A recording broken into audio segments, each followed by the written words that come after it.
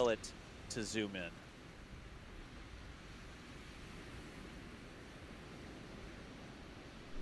hit autofocus for me. There you go. So whenever you see, you're like, oh, geez, it's not quite in focus, or oh, wow, the camera tricks you every now and then. It's 6 miles away. The Starship is 6 miles away.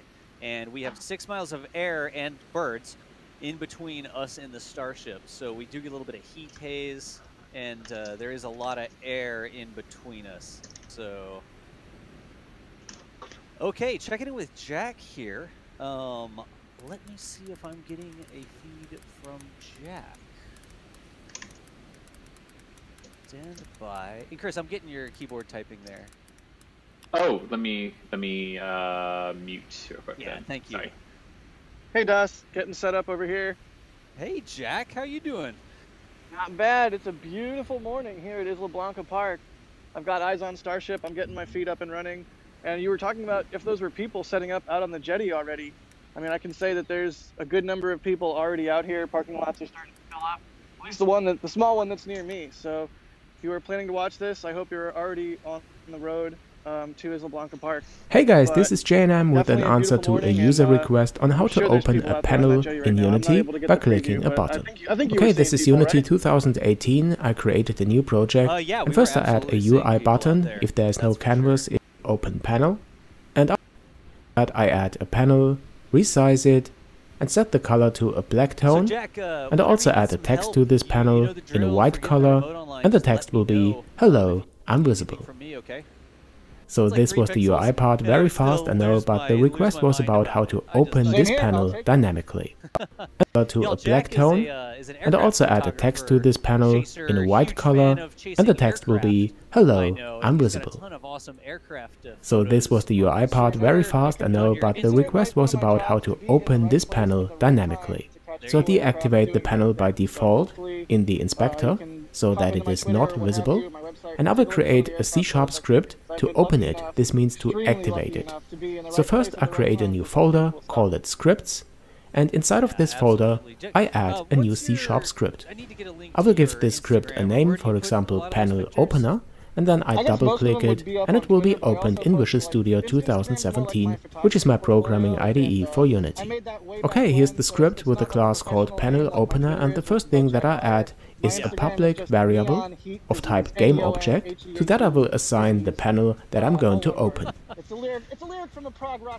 I don't need the start and update method, so I will delete it, but I add a new public method that is called openPanel. Inside of that method I check if the panel is assigned. If it is not, null, and in this case I will call setActive for this GameObject. I think I eventually got it, and it says Jack Buyer on it, so. Okay, the next step is to assign this panel opener script as a component to the button. I just drag it into the inspector with the button selected, and after that I assign the panel to the public panel variable that we added to the script. Okay, now the openPanel method should be called on clicking the button, so I use the onClick event. You can see this here in the inspector. Then I drag in the button to the slot and select panel opener open panel. Back when that was a thing, I spent as much time there as I possibly could. And back in 2019 in July. And that's it. Now we can go ahead and start this game. Press the button and the panel will be opened. Very simple. Okay, I know this already answers the request, but let's assume that we want to toggle the visibility of this panel. So I rename the text of the button to toggle panel. Then I open the script again, and first I want to know if the panel is active. I can get this information by using the active self property of the GameObject. Now store this in a local bool variable, and to toggle the active state of the panel, I just call the setActive method with the inverted state of the isActive variable. So I use the exclamation mark, which is the not operator, to always toggle the active state of the panel when this method is called. Okay, so let's try, start the game, press the button and the panel is visible, I press it again to toggle it. So guys, I hope this answers the request and the tutorial was interesting and useful for you, and if this is the case then please don't forget to subscribe to this channel. Because you need to vent each message before we send it to air. Ah, that is an excellent point. I'm vetting as fast as I can possibly vet. But I will say our backend system is not designed for this rate of chat messages. Is it possible that we may run out of quota or something and not be able to see chat anymore? I think I'm going to check right now, but I think the way I programmed it should be fine. It limits itself. It may not pick up every message because of the rate, but I think we should be okay. Gotcha. Well, we'll keep hanging in there. There are various memes about the kitten hanging on the branch or whatever. But the NASA Spaceflight team, we're going to do everything we can to keep y'all going here. Here's a super chat from one of our friends over in Florida, named Kelly, saying, fancy seeing y'all here. What's up? I don't know if we got Chris on right now. What up, Emery? Hey. Yeah, there you go. Purveyor of another fine robotic camera. Emery, I need you. I'm going to have to start getting people to call things robotic cameras. It just sounds cooler. But thanks for stopping in and saying hi and doing it in a super chat, so there was some small possibility that I would actually see it. Okay. Continue on with these. Y'all, we're live. We've got cameras all over Boca Chica, South Padre Island. This camera here, this is a deployable suitcase camera robot that's deployed over there in Boca Chica Village, well inside the danger zone. This thing will be live. Well, this thing will attempt to be live during even the launch attempt, and it's a robotic camera. It can track this spacecraft, so it will attempt to look up as the spacecraft takes off. I want to make it very clear, this is not one of our crewed cameras. This is an uncrewed robotic camera. We deployed it, we checked it all in, we made sure it was good to go, and it is over there by itself. If something goes on with this camera, I can't fix it. We are not allowed physical access to this camera until, I actually don't know when. It depends on if it launches or not. And if it lands, who even knows when the exclusion zone is going to open back up. But I just want to make that very clear. NASA Spaceflight very sure to make sure we follow safety and common sense, not trying to hide in the bush to get the shot or anything like that. Whew.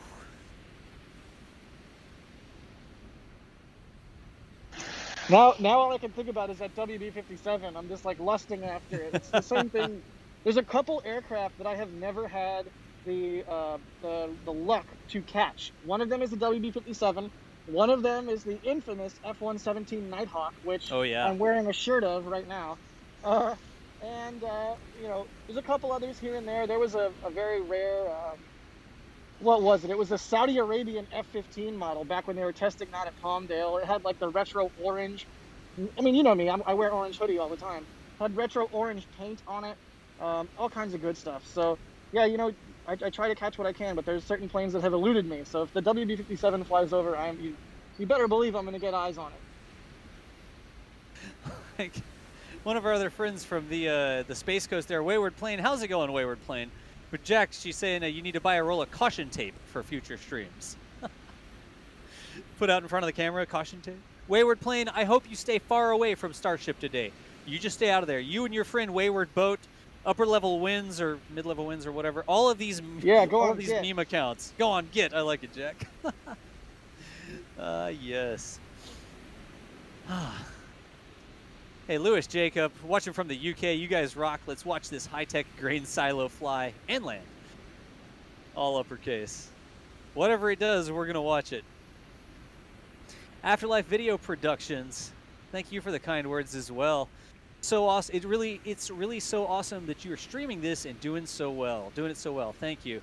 Afterlife, that means a lot to me personally. I mean, this is sort of my passion. I don't have any official training in video production or anything like that. Sometimes it shows. But we spend a lot of time. Jack, I'm going to say thank you to you. Jack knows what it's like to run a remote camera for me because I'm like, Jack, can we test this? Jack, can you turn this on? Jack, I need you to plug this in. No, Jack, turn this on. You need to reboot the camera, Jack. Like, yeah, I feel bad because I have a little attention deficit. Obviously, I'm joking a little bit. I know it actually afflicts people, like, for real. I've never been diagnosed or anything, so I'm joking. Hopefully, I don't offend anybody. But yeah, I'm distracted easily by all the things that are going on in an event like this. And I want to take photos, and I want to go check this out, and shoot some video over here. So it can be tricky to remember to nanny the camera appropriately. Or sometimes you'll message me and be like, hey, can you do this thing? And then I'll look at my Discord and be like, oh God, that was 20 minutes ago. He asked me to do X or Y. So I apologize for being distracted sometimes, but doing what I can out here to gather as many cool pixels and cool photons as I can. Dude, Jack, you're doing a fantastic job. It's the first time Jack's actually run a video remote for us here. When I say video remote, I mean in my terminology, it means a remote feed that we can bring up like this. By the way, Jack, heads up, you got a battery flashing on your feed, so cool. Your camera may need a battery swap. I have another battery ready to go. I'll get that swapped over. Of course, I just showed that to 42,000 people as well, that the battery is flashing. 70, oh my gosh, 74. 42 just sort of slipped in there. 74,000 people would like you to change the battery in that camera. So we'll go back to the robot while you do that, Jack. You're clear. You got it. All right. So everybody in the chat all of a sudden just... See, folks, that's sort of our vibe. If we have a camera that's got a low battery, I'll click it. I'll show it on the screen because that's how we roll. What better way to tell Jack that he needs to change his battery by me showing it on the stream? And then 74,451 people knowing that it's time to change the battery, Jack. Oh, wow. This really is a good time. I hope y'all are enjoying it. I know we're talking a lot. It's sort of like a sporting event almost. I feel like there needs to be like a, I don't know, like a sports commentator on here with me or something. But I do hope everybody's enjoying the stream here as we continue to stand by. No exact T-0. We can't tell you exactly when it's going to launch. All we can do is watch and wait and learn the value of patience. All right, I'm done with that. Whatever. I can barely say that with a straight face. I want this thing to launch. Bert, appreciate the membership. Oh, got one checking in from Tasmania here as well. Thank you, Judas Astronaut, checking in from Tasmania. My life is clicking to display messages now. That's all. That's all. I'm only allowed to talk and click super chat messages to display them on the bottom of the stream. I've resigned myself to that fate. Appreciate you, Charlie. I need to outsource this. Can anybody else click on super chats for a while? Like, do we have anybody else in the control panel that could click on the super chat? I can handle it. Okay, Michael, if every 5 seconds or something. Yeah, I'm just like counting and talking while I'm clicking, and I'm clearing out I don't want to miss any big ones, so I'll roll back and read big ones. But I'm just sort of if it says something really nice, I say it. But I'm trying to stay on top of this. I got to keep shoveling while y'all keep throwing dirt down on top of me. What's it like talking to 60,000 people? You just talk. I mean, I'm talking to a headset microphone here at my spare bedroom at home. Stand by. What's it like changing the camera when we pick up a camera? There we go. Got it back. To me, I'm just talking. I'm having a blast looking at this. I'm watching what's happening on this monitor. I'm turning over here to see chat. I'm looking over here to see what's in the broadcast program. I got a wall of monitors that has all the different incoming feeds that I have access to. I got stats and stuff like that in front of me. I'm looking around and I'm having a fun time. I mean, I'm telling jokes and I'm saying what I see, and I don't know. I could talk like this to 10 people. When I started out on Twitch 6 years ago, right, streaming on Twitch 6 years ago, I was talking to 1 people, 2 people, you know? No big deal, just talk. Get some friends in chat. You just sort of say hi, and it's like, yeah, let's fly some rockets in Kerbal. That's what I do. And you get up to 50 people, and you get to 100 people, and you get to 500 people, and 1,000 people. In terms of a stream, this is the most that I've ever been talking to, stream-wise, that I'm aware of. I know over in China, before the whole COVID thing, I would actually go and host the DJI RoboMaster competition. Update. Oh, look at that. What's up? I'll pull the ticker. We're about to see cars return to the pad in a second. There you go. Text right. of the button is set to 2000 words. It is created automatically. And the text of the button is set to, let's say, open panel. And after that, I add a panel, resize it, and set the color to a black tone. And also add a text to this panel. Oh, wow. So they ran through some pre-checks, and then they safed everything out, and literal convoy going across the stream. Thank you, little robot camera. Thank you so much for the video right now. The nice stable video that's not constantly hiccuping. I appreciate you, little Boko robot. You're fantastic, and you deserve everything that a robot would desire. I mean, within reason. I don't know. That was expected, though, right? Yeah, that was an expected event. We saw that happen. That's why we had it on our timeline already. But a good question, do you know how much SN8 weighs? Including propellant for the flight, we don't know. If we did know, we'd probably be able to get a better estimate of how long this flight will take. But we don't know. So exactly how fast it's going to lift off, how fast it's going to reach apogee, you know, that all is determined by how much propellant is in Starship. The more it weighs, the slower it goes. So that would be a really in a good white number color. that I would be really interested in knowing, but I don't think we're going to get that before the flight today. Gotcha. The text will be, hello, invisible. Michael, I need to check a couple So this was the URL visible. So first I create a new script, and it will be opened in Visual Studio 2017, which is my programming IDE. If I see something that's a short answer, I'll try to answer it. Yeah. If it's a longer answer, we have a long list. I'm back on comms now, guys. DOS is using OBS to switch scenes. Island Cat, $50. Thank you so much. That's very generous. Here's a question from our question queue. This was a couple hours old, but I think it's interesting, so I'll answer it. Will SN9 be tested on Pad B? So if you look at your screen right now, Starship SN8 is obviously on a launch stand, but to the right side of your screen there is a second launch stand. That is called Pad B. The stand that Starship is on right now is called Pad A. So after Starship SN8 launches from Pad A, there is another Starship into high bay called Starship SN9. Starship SN9 is pretty much ready to roll out within a few days. So because Pad A is going to need some refurbishment after getting blasted by 3 Raptors hopefully this afternoon, we expect Starship SN9 to go to Pad B. And that will be where Starship SN9 will conduct its eventual test flight for Underflog as well. So yes, 2 almost identical launch stands in Boca Chica for SpaceX to utilize to perform a very high rate of testing. All right, I'm seeing if we can't get another mysterious disembodied commentary voice on here for Unity to help talk to us about what's going on. Let's see if we've got this online. Mr. B, you there?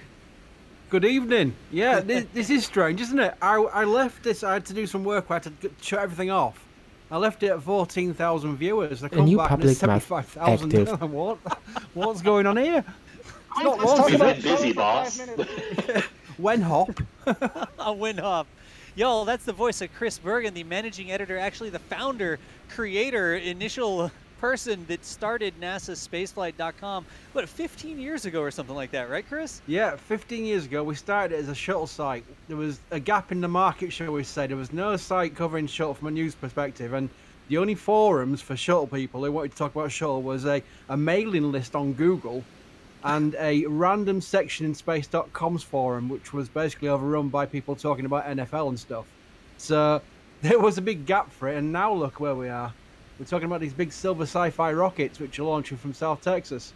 Yeah. Well, Chris, if you want, let us know how you're feeling today. Like, hop on in here, and we got a fresh voice on. We're going to have you do some talking. How's that sound? You know what? For this game I've got the same feeling I had ahead of Falcon Heavy's first launch. That's how I feel right now. I always go on feelings, and it's not really a shuttle launch feeling just yet because there was so much more. Okay, the next step is to assign this panel opener script so you've got to be as a component so to the bottom. Comparisons to space shuttle launches, which were nerve-wracking to say the least, especially when you knew the amount of things that could go wrong. If this thing goes wrong, it's not a terrible thing at all, and I think we've been making a lot of calibrating people's expectations about what we can expect from this. If they get several objectives done, such as launch apogee and get into some kind of stable descent, that immediately makes it a win. I just drag it into the inspector with the button selected, and after that I assign the panel to the public panel variable that we added to roll down the highway to take up that launch mount. The worst thing I think that could happen is if the thing belly flops back into the tank farm and destroys the pad area. Okay, so now the open panel method should be called on-clicking the button. So I use the on-click event. You can see this here in the inspector. Then I drag in the button. Go on, Jack. It absolutely is Falcon Heavy vibes. I'm getting the exact same vibes as from Falcon Heavy Demo 1. It feels basically, you know, one-to-one exactly the same. And we went all the way to the end of the window for Falcon Heavy Demo 1. I think there was like literally like 5 minutes or less left in the window. So hopefully we don't go that far for SN8, but it's always a possibility. The window isn't closed until it's closed. Click event. You can see this here in the inspector. Then I drag in the button to the slot and select panel opener. There's a chance that he would see the vehicle explode on launch and he'd see a Tesla Roadster wheel rolling down the crawlerway. He made a big point of that. He did. He made a big point about the expectations about what could go wrong. We knew there was a fair chance of a failure during max Q because of the loading on the center core. There's a lot of loading on that center core during a Falcon Heavy launch. Very and soon the that big return one was channel staging. is We're really not too sure how the now staging store would this in a perform local bool value, so use of the panel of the game. This we were all method thinking, brilliant, it's launched. Brilliant, it's got through max Q. Amazing, it's got through staging. And of course, the whole mission was a complete success, bar the center boost, not making the drone ship. So I wonder if the expectations for this one have been played down on purpose, which I totally don't blame him for, because, you know, you have to play down a test program and know there will be failures. But I wonder if there is a fair chance we might see this thing land. You know, that'd be amazing.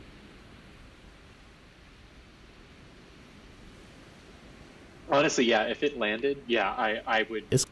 I mean, I'm thinking about that that meme you tweeted out yesterday, Chris, or retweeted. Yeah. Where it was like, oh, it made it to apogee, cool.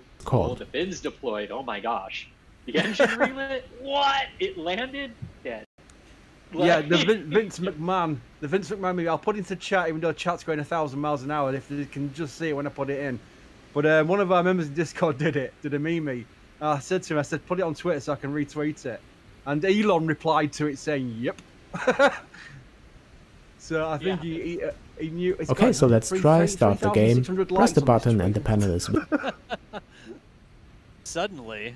Yeah, suddenly that went viral. I think because of a certain person replying to it. There we go. Put it into chat, and hopefully it doesn't scroll up too fast before you all click on it. But that's a Vince McMahon meme about what realistically we can expect to get from this test flight. If it gets launches and survives the launch and gets apogee, that's great.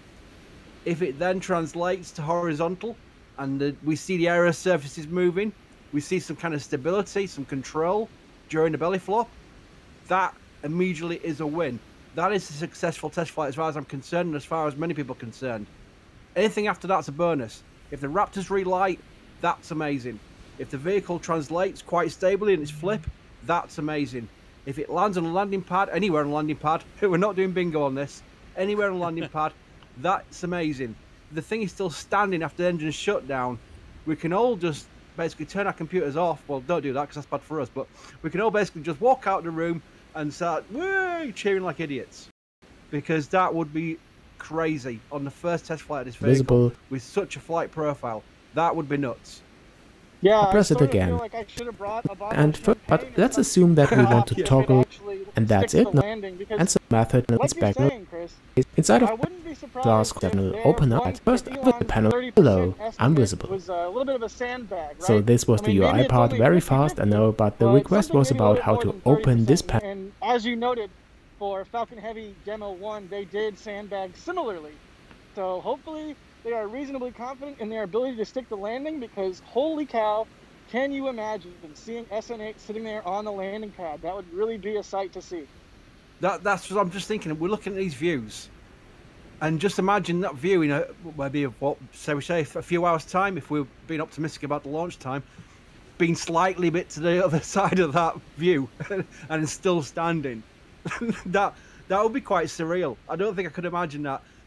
I only temper my positivity on this by noting Falcon Heavy had the experience of Falcon 9 rocket launches before then. They had a lot of data on how the engines perform during flight, a lot of the flight dynamics of a normal launch. It was just basically 3 Falcon 9s in one go. This is so different. This is just out of this world different compared to what they've got experience with. They've only had static fire tests of the Raptors together on this launch pad for a few seconds at most. They've had some longer duration firings of the Raptors, but individually at McGregor, so that's a different kettle of fish. They've had no flight experience past 150 meters, but they went well, so that's one thing. It really is all about the belly flop. It really is about getting the thing into the air and keeping the Raptors firing, and then getting into that belly flop transition and seeing how it controls on those aero surfaces. So it's a big ask to get to landing, but just seeing the thing glide, that'd be amazing. That would just prove the aero surface design's right, and all they're going to do then is refine the way the vehicle handles that and gets the relight done and gets the landing nailed. Yeah, and that's one of the things that to me is really interesting about this test is it's not like the Falcon 9 and Falcon Heavy landing pads at Cape Canaveral, and it's really not even analogous to that landing pad out at Vandenberg. I mean, this landing pad is literally at the facility, so like that risk as it comes back down on that control surface. I mean, what we'd be honest to God hoping for if they don't get relight or they can't stick the landing is that it just doesn't obliterate the tank farm when it comes back down. But yeah, that's another element of this test flight that's really intriguing in terms of how they're testing and how aggressive they're being with this, because as you said something earlier, Chris, about this is completely out of the world. Oh, you can see the cherry pickers back up too at the base of it there. But yeah, you mentioned that this is out of this world, and I mean, yeah, I mean this is like watching something from a 1950s cartoon sitting on the launch pad. Yeah, it's incredible that it's real life now. But I think this is what's caught a lot of people's imagination. There's two parts to what's caught people's imagination, to be fair, and that's one, people like us who have been following rockets all this time. The fact that we've now got the potential of a super heavy lift launch vehicle that's fully and rapidly reusable, and it's interplanetary. It's everything. It does everything, every trick in the book. It lands the second stage. Even Falcon 9 doesn't do that. That is the second stage we're looking at right now. To put into context, this is not, a lot of new people will be looking at this thinking that's quite a big rocket. That is just the top end. When super heavy's out there and stacked on it, you're gonna lose your marbles. I think that's the best way of putting it without swearing. But it's crazy. It's everything. Yeah, and I mean the size that you were just talking about there is, I mean, like, yeah, this is the second stage. And it's really hard to remember this. This is the second stage. It's 50 meters tall itself, and the super heavy booster is 70 meters tall by itself. So you start talking about those two things stacked on top of one another. I mean, that's 120 meters. The size is mind-boggling, and then you hear them talking about like, oh, well, there are larger versions of these that we want to do too, and it's like, head blown. Yeah, and the other thing is, people who are new, who have just come to basically watch this live stream for the first time, they might just visually like it. I've got friends who are not into rockets. I call them friends. They're associates because they're not into rockets. But I've shown them pictures of this, screenshots and Mary's photographs of it, and they're all gone, wow, that's a good looking rocket. And it's more of a kind of like, that's what a rocket should look like to them kind of mentality. And I think that's got a lot more people interested in it as well. But the other thing that's got us all interested is the fact that this is not just some test rocket that's taken 4 or 5 years to build and put it onto the launch pad. We're going to hope for the best, and if they don't, it fails, then we're going to wait another 4 or 5 years. They've got all the rockets. They've got SN16 being built down the road on Highway 4 in the production site. SN16. We have out to 16 now? Oh man. Yeah. And I mean, I'm behind. I thought it was only 15. See, it's impossible to keep up with all this stuff. Mary, of course, has managed to catch parts of SN16. I think what was the common dome section being flipped, but it's absolutely wild. And I think in some close-ups of SN8, you can see like Sharpie writing on some of the panels, and I believe SN6, like initial construction, at least for some of the nose cone pieces, was like back in July. but not too long ago. And I think I would have to look at some timelines or what have you to see when stacking happened and all of that, but it has not been too long. It's, to your point, Chris, it's not something that they've spent years building. It's basically a quick and dirty prototype to test the phases of flight that they want to test right now, and they'll move on to SN9 and other prototypes that they're, like you said, are building all the way up to SN16 to test other more advanced stages of flight and orbit and entry. And the other thing that's so encouraging is the fact they've started at least the assembly part and at least the production sections of Super Heavy, the first Super Heavy prototype. So we're talking about a Starship prototype test program, but very soon and next year we will see the first Super Heavy booster prototype take up that stand just to the right of where you're looking now. If you look at Starship, you'll see a tank farm to the right of that, and then to the right of that is the orbital launch pad or launch mount. And the Super Heavy is going to be sat there sometime early next year, and that's going to be doing. Elon last said it was a 150-meter hop, just to hop the booster, which I'm still trying to get my head around, because the 150-meter hops were quite spectacular for Starhopper. They were slightly surreal for the Starship SN5 and SN6, but for a Super Heavy booster to do that hop, it's going to look like a bus doing a 3-point turn in a one-way street. It's going to look absolutely crazy. So, you know, I'm trying to work that one out. If he means 150 meters still, they'll refine it, which SpaceX likes to do all the time. But that's what we'll see next year. We will see a Super Heavy prototype booster with 2 or 4 engines on it, and that will be on a test launch. And that's where everything, all the pieces on the chessboard come together. And then we talk about SLS, which has taken several years to build and machine. And nothing against SLS, because I think it's a good rocket from its shuttle heritage, at least.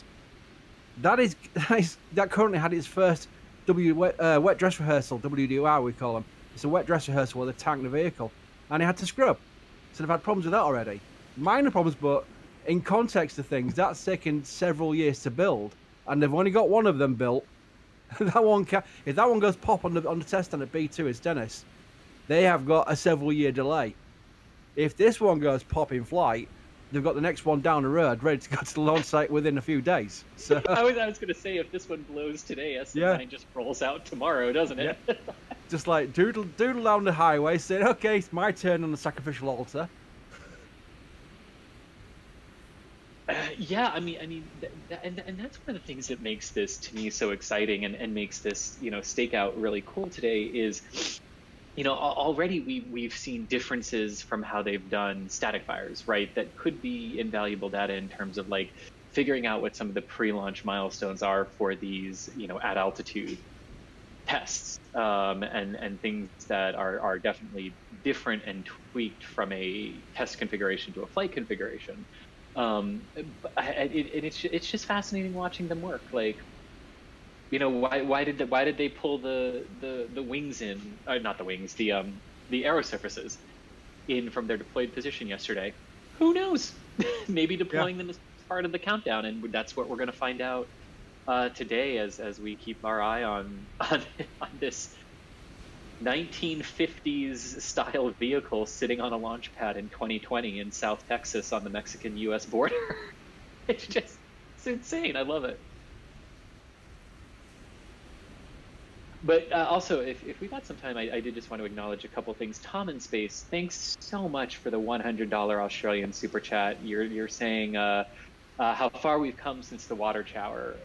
Chat, consider this donation a gift to NSF from all of us. #Team Space. Thank you so much, Tom in Space. And then Kevin right behind that with $50 Canadian, saying, thank you, team. I've been tank watching with you for what seems like forever. Let's light this candle. I think we all agree with that, right? Yeah, I can put some context to Tom Space. He's also a member, so hi, Tom. We've got this channel was started because of Mary. The idea was we've got a news site and a forum. We can put content on the forum and we can link it in a news site. And we didn't really need a YouTube channel as such. There was never any real kind of demand for it. But because Mary's videos were getting so popular, they were draining our servers on the forum. So we had to come out with solutions where we thought of how we could put Mary's videos out there without costing us an absolute ton in bandwidth.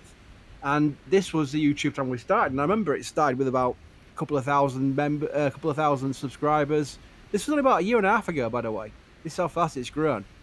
And because the videos are so amazing and so popular, the channel grew really fast, and we started thinking about doing live streaming with Mary doing live stream as well. She's a multitasker, and it grew from there. And then we started costing us more because the bandwidth of live streaming is not free. That's where you got to start paying back into it, and you got to put money into the equipment and the way that you can do these live streams. It's not cheap at all.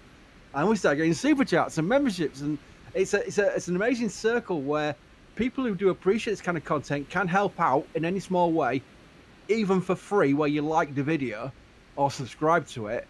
That helps us. Everything helps, but people who are putting money into this have allowed us to then progress forward and evolve the channel into what we're doing now. And we can really just keep expanding from there. You know, the sky is the limit without using a rocket pun, but that's how it's all come across. So when people like Tom in Space thanks us for the channel, I have to literally just go back and say thanks Mary, because this is literally the reason why we started the channel and why it's been so successful. So, and then we've got people like, you know, obviously I could name drop so many people, Daz especially, the amount of work Daz puts into this channel and the live streaming and the production of it, and Michael in the back room as well. Michael was on comms as well, and all the team who get involved. It's quite humbling, really. It really is. I will get emotional if I talk too long about that. So I just want to thank everybody from Mary downwards, if there's such a thing as downwards.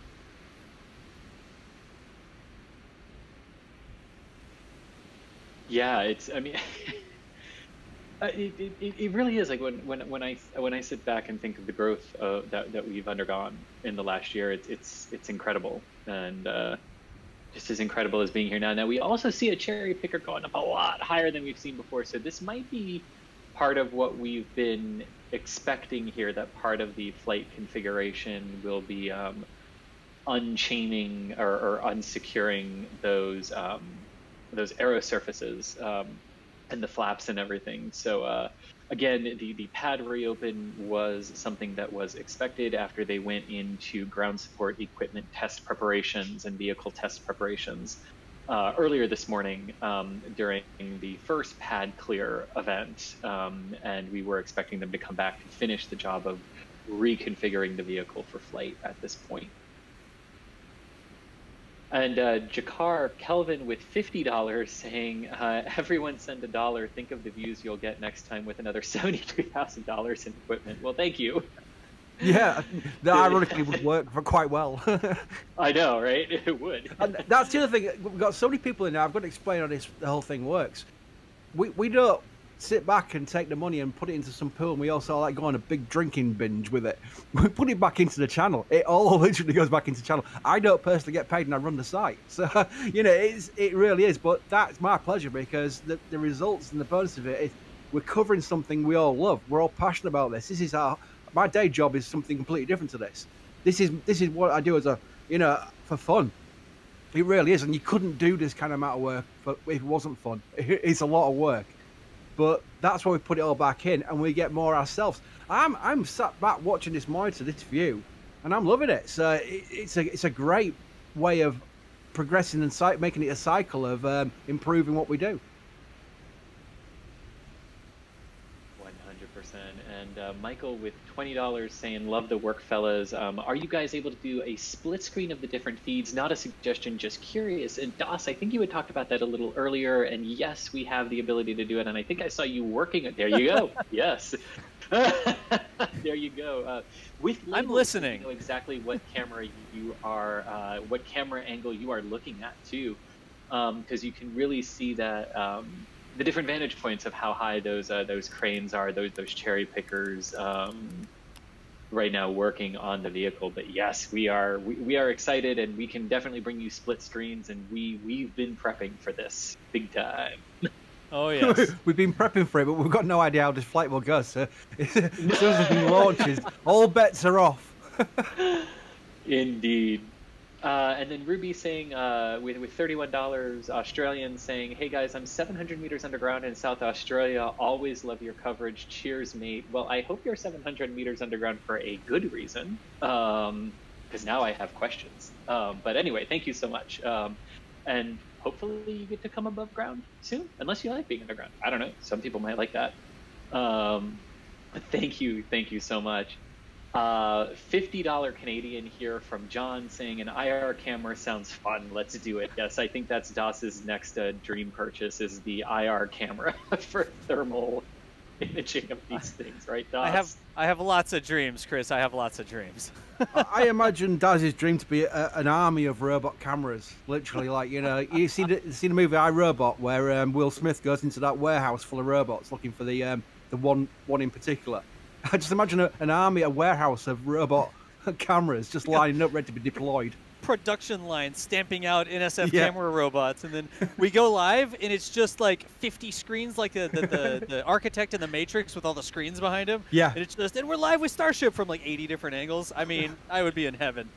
So, y'all, hey, Chris and Chris, thank y'all for holding it down. I'm actually working on some stuff here while I try to eat some lunch. I hadn't eaten anything yet. So thank y'all so much for holding down the commentary. I'm listening, and I'm here if you need anything. Like if somebody says, can you do a split screen? I'm like, whoosh, I can do that. But y'all, thank you so much for holding it down. Well, I'm just thinking how we're going to deal with all these. I'm just looking at we've got a special, people who don't know what we do. We've got a special screen where Michael set up where we can filter out the questions and filter out the super chats, so we make sure no one's ignored. We get to see the ones in this pool, this swimming pool of chat we've got going on right now with all these people in here. I'm wondering what we're going to do with super chats. We just go through them all, just literally put ticks and put them on the screen one at a time rather than reading them all out. That is what I was doing earlier, Chris. I was all right, trying I'll get to keep on that up then. with it. Oh, is that what we were doing? Okay, sorry, that must have been when I popped away to eat lunch. I'm literally gonna just do the thanks ones by clicking on them and saying their name. So Charles, thank you very much. Did that click work? Yes, it did. There we go. Let's see if it comes on screen. Might be a bit of a lag here. Let's see we if got Charles the boss at the controls. There it is. Right, so that works. All right, let's go through these. We've got Cristiano who's watching in Italy. Thank you very much. That's very much appreciated. €10. We've got Doug Soul Reaver. I know people hate when we read super chats out when they're just super chats. All you do for super chats. No, we're just going to thank everybody who's donated. DJ Soul Reaver with £10. Thank you very much appreciated. Daniel with £10. Oh, that's an English bloke, or an British bloke, I should say. Sorry, might be Scottish as Welsh. Thank you very much. We've got Hale X with a name there, which is very much proves you're a SpaceX fan. With 59 SEK, which I think is Swedish, isn't it? Krona. Thank you very much. Jason Hobbs, £5. Another one from the UK. We've got Aqua with $2. I'm hoping they do come on screen. Yes, I do. There we go. Mark Kent for robots with $12.50 Canadian dollars. Thank you very much. That's one for Daz, I think. We've got Shio. Sorry, hello. I just said thanks.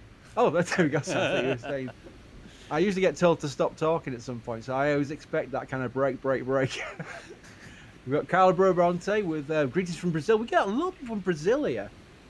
It's very interesting how I watched the demographics of how the on the site at least, and it's amazing split. It's always mostly Americans. Then you get UK, Germany, a lot of Dutch, and a lot of Brazilians, a lot of Australians. It's an interesting way the demographic of rocket fans works. Virtual Super Soul. It may miss the actual launch, but we don't know yet. We don't know when the launch is, so you might be all right. Thank you very much for your $20. A VR Racer. Oh, this list is amazingly long, by the way. With $5 Canadian. Thank you very much. We've got Scott. In memory of Chuck Yeager. Yeah, very much appreciate that comment. I'm going to put it on screen. That's $99. $9.99. Chuck Yeager, if you don't know, you should know. Passed away last night, and that was an extremely sad thing. He'll always be known in the history of spaceflight for what he achieved with his flights, and it is a very sad loss. Karin Roos with $12.50. Brazilian, another Brazilian there. Thank you very much. Dina, thank you very much for your support. I'm gonna have to rush through these. DJ Felix, appreciates the coverage and appreciate your support. Put you on screen. We've got someone with $25 with no comment at all. So that's just someone's just literally donated and said, I don't even read out. I'm gonna read your name. That's Fali Praru. Because it's the name I won't pronounce properly. I apologize in advance. We got a car over patrolling the beach again. That's a good sign. Oh yeah, they're keeping the place. Didn't I hear something about a WB-57 in the air soon? Oh, buddy, I hope so. I think. Oh, jacking these planes, yeah. Around 2 p.m. So hopefully that happens. And that's something had for the shuttle flights as well. I remember there was some famous photographs of STS-114 which went viral on the old viral things called Dig. Remember that? Dig.com. Oh man, and then everybody left Dig for Reddit. I think this is a thing that happened at one point. Oh, now you're bringing up old school memories. Yeah, it was. And was that still dial-up days? It was. Someone came on the forum saying, "You've been dug." I thought, what does that mean? It says, "Oh, you've been linked on Dig." They'd linked the photographs of W57 launch of W57 photographs of the SS-114 launch and entitled "Pictures of Launch from ISS." And of course they were from the W57. So we'd put that into a thread, but someone had just hot linked the photographs and put it onto dig.com, and that dig.com post went viral. And then that was one of our first boosts on the forums back in 2006, I think it was. Yeah, those aircraft are absolute workhorses, and I know over at the Davis Month, and I'm probably mispronouncing that, over at the Boneyard, the famous Air Force Boneyard and Reclamation Center out in Arizona, they have a number of I guess donor bodies for various. I think when I did an overflight one of the times I was on my way here to Boca Chica, and they had 3 Canberra B-57s, not the WB variant, but I'm pretty sure those were just parts donors. I'll have to post that photo up. I don't think I have posted that one yet, but they're absolute workhorses to your point, Chris, and they've been around a long time, photographing shuttle, photographing cargo dragon, photographing crew dragon parachute tests, all manner of tests. The WB-57s have been used for, so they're really legendary aircraft. And you know, there's various spots out in California in the Mojave Desert where there are aerial reconnaissance test targets. It almost looks like a test pattern, right? Like you would see on a television feed that has gone off live, like that classic color bar type pattern, except monochrome, because these aircraft were built and tested, not specifically the W-57, but all manner of reconnaissance aircraft are built and tested out in Edwards.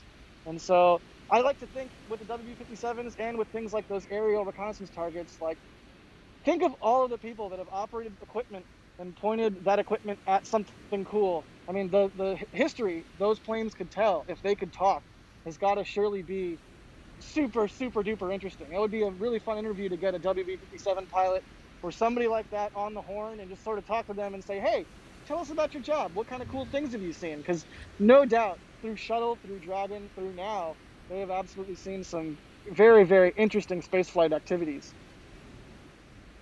You know what interests me? I don't know much about planes. You do, Jack, but I was struck by the fact that the 2 guys, the 2 pilots, or a pilot and navigator, stood next to the B-57 with these photographs, were in literally flight suits, like astronauts.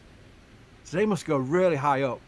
Yeah, I believe their service ceiling is above 60,000 feet, so that's going to be a situation where you're eating tube food and wearing a pressure suit. Pressure suit, that's what I was looking for. I say as I'm choking on a drink. No worries, I'm choking on my mask and sweat over here. It's getting really warm. Words were trying to come out, but it wasn't working, which is unusual for me. Just start talking about Shuttle, it'll start to flow again. Oh, yeah. Well, it's funny because a lot of people in these chats are asking, I'm putting them on screen, so everyone gets a shout out on screen, but I am reading them personally, and I personally appreciate every single one of them. We're getting a lot of questions about when the launch will be. We just don't know. We just know that they're still on for today. The work that's carrying on right now is final preps, and that we are hoping. Sorry, Chris, what are you going to say? Something? Yeah, I was going to say what we think is that it's probably going to come no earlier than 3 Central or 4 Eastern, so about 3 hours from now, and that is based on the aircraft we're talking about, the W-57 coming from NASA, is expected to take off from Elgin Field in Houston just after 2 p.m. Central and be over the Boca Chica area just prior to 3 p.m. Central. So that's what we're currently thinking based on that. But again, as Chris was saying, we don't know precisely, but that's the best sort of what we've got right now based on the NASA tracking plane that's going to be on its way down soon.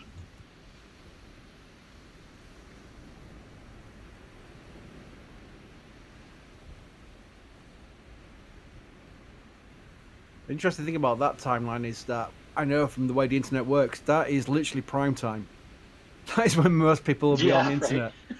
Yeah, so I am just thinking the amount of people who will be watching all the streams would be probably certainly some certain records we've broken.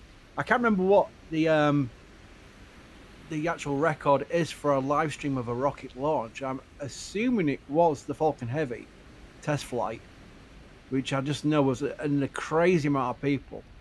But that was a T0, so people knew when that was going to launch, and that's when people planned to be on, watching the streams. So this one is an unknown, and that might impact it a little bit because some people were making plans and they would not be able to see the stream live. But I will know that people who are watching this YouTube stream, for example, that if you do have to pop out for an hour or something just during, the actual window part of the launch, you can just reverse back on it, and we'll have a highlight video later, obviously. So there will be replays. So if you do miss it live, don't feel like you've missed out completely, because there will be a chance to see it when you get back in front of a computer or a device. Yeah, and Chris, I think what we were telling people a bit earlier was that we wanted to be live the whole day because we knew people would be coming in and out, and they'd have work and all the different time zones around the world of where people are. But what we were telling them is to pay attention to the @NASA Spaceflight Twitter account, and that once we had a firmer target, we would alert people there so that anyone who needed to step away could come back when they needed to. I just spammed that into chat. I put it a few times so people could catch it as it scrolled by, but the best way to know when stuff starts to happen is to follow Chris B. That is actually an official NASA Spaceflight Twitter account. Follow that Twitter account. I'm going to spam it some more. And when something happens, you'll get some awesome Bandicam clips of what's going on. Hey, don't say a bad thing about Bandicam. I'm not. I was talking about the early days of this. Talking about the early days of this channel. The early days of this channel was me bandicamming Mary's clips. Would you believe? Mary takes so many clips of so many things. It's like Mary's 5 people. It literally is. The amount of content that comes in every day for the daily videos is astonishing. And in the early days of the channel, it was just basically me and her who were like putting this content onto the channel, because we used to put it onto the forum. And I've got no editing skills at all. I have no clue. And I just know there was screen recording capability with Bandicam, and I was literally pausing and clipping. And yeah, there was 720p. We call that linear wasn't brilliant editing. quality. They used to do that back in the tape days, like videotape, linear editing in a newsroom. That is absolutely hilarious. But it worked. We get it done. It worked, and I swear by it, because I still do my Twitter clips with Bandicam, and you do turn around some highlight clips really fast. And not many people, I'm surprised not many people do. Some people GIF like launch scenes and whatever and tweet them out. The actual video with the sound, it just seems a little bit better. So, it's absolutely light years away from what Jack and the editors do with the clips now.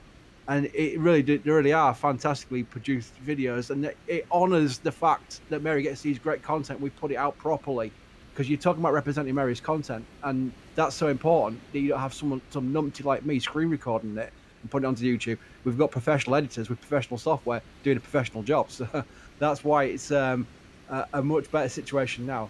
Plus, it's not me at 3 o'clock in the morning doing it.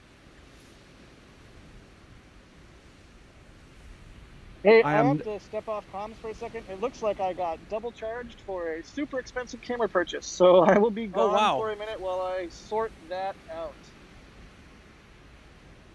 It looks like that one lift might be potentially removing the straps on that flap, just based on where it's at right now.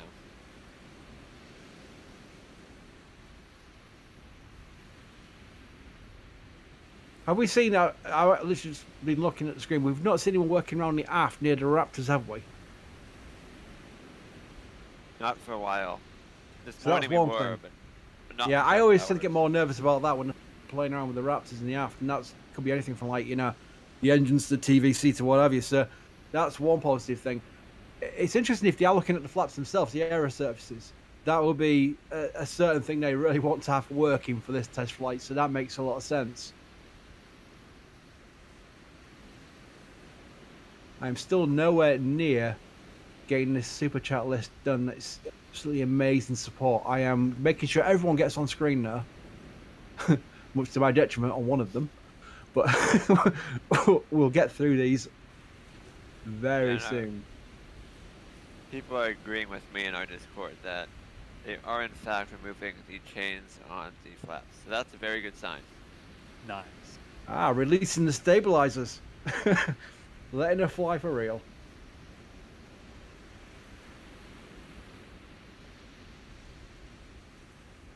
I also heard, I was listening to the stream earlier when I was at work, I heard a reference to this being what Shuttle hoped would become. And I really do believe in that. The Space Shuttle was envisioned as a vehicle that could be processed and turned around reusable at a very fast pace. The first early artistic drawings of a shuttle in the OPF, the Orbiter Processing Facility, which is their hangars, was literally just the orbiter and a crane putting a new payload in. And the reality was a massive gantries and high bays where they had to spend months reprocessing the vehicle after a flight. So that's where the whole concept of fast reusability went out the window. This is a much simpler design, which means less processing, which means less of that requirement of a massive workforce army and a massive of gantries and reprocessing and months of turnaround time. This is one that can literally be designed to turn around really fast. And they're learning lessons with the Falcon 9 launches where we're now seeing vehicles turn around at a record pace, the same booster, and with booster with 0.7 on the end, which means they've flown 7 times. This is where they're getting what they promised to be a path forward for their vehicles become a reality. And there's no reason why they can't employ that with Starship, especially when you've got so many of the same people working on the vehicle. You've got the likes of Lars Blackmore, who worked on the landing technology for Falcon 9. He's now with Starship. And that experience and skill set will play heavily into being a success for the vehicle because they know how to. Remember, with Falcon 9, they did that fun video with the landing failures. They had to have those failures to learn how to do it properly. And then after that, they said, look, we expect to lose 20 to 30% of the boosters land on the drone ship because the drone ship is a much harder landing. And they're all coming back by 1 or 2. They're all coming back safely. So they've not only learned, they've exceeded their own expectations by learning. So if we do see this vehicle fail, and there's a very good chance we'll see this vehicle fail, just remember those Falcon 9 days, the early landing attempts. They have to fail to learn. I think the mantra is test, fly, fail, fix.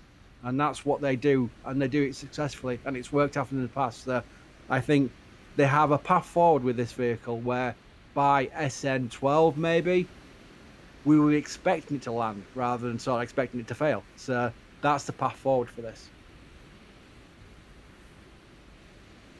And you can see that second lift now, heading up towards the forward flaps to presumably release the chains. So, more good signs. There's got to be a joke here, like, who let the flaps out? Flap, flap, flap, flap, flap. Okay, anyway, I'm going to stop singing now. Copyright strike. There's a look into my mindset. Yeah. YouTube has determined that voice was such a wonderful singing voice. It was a direct copyright strike of that song.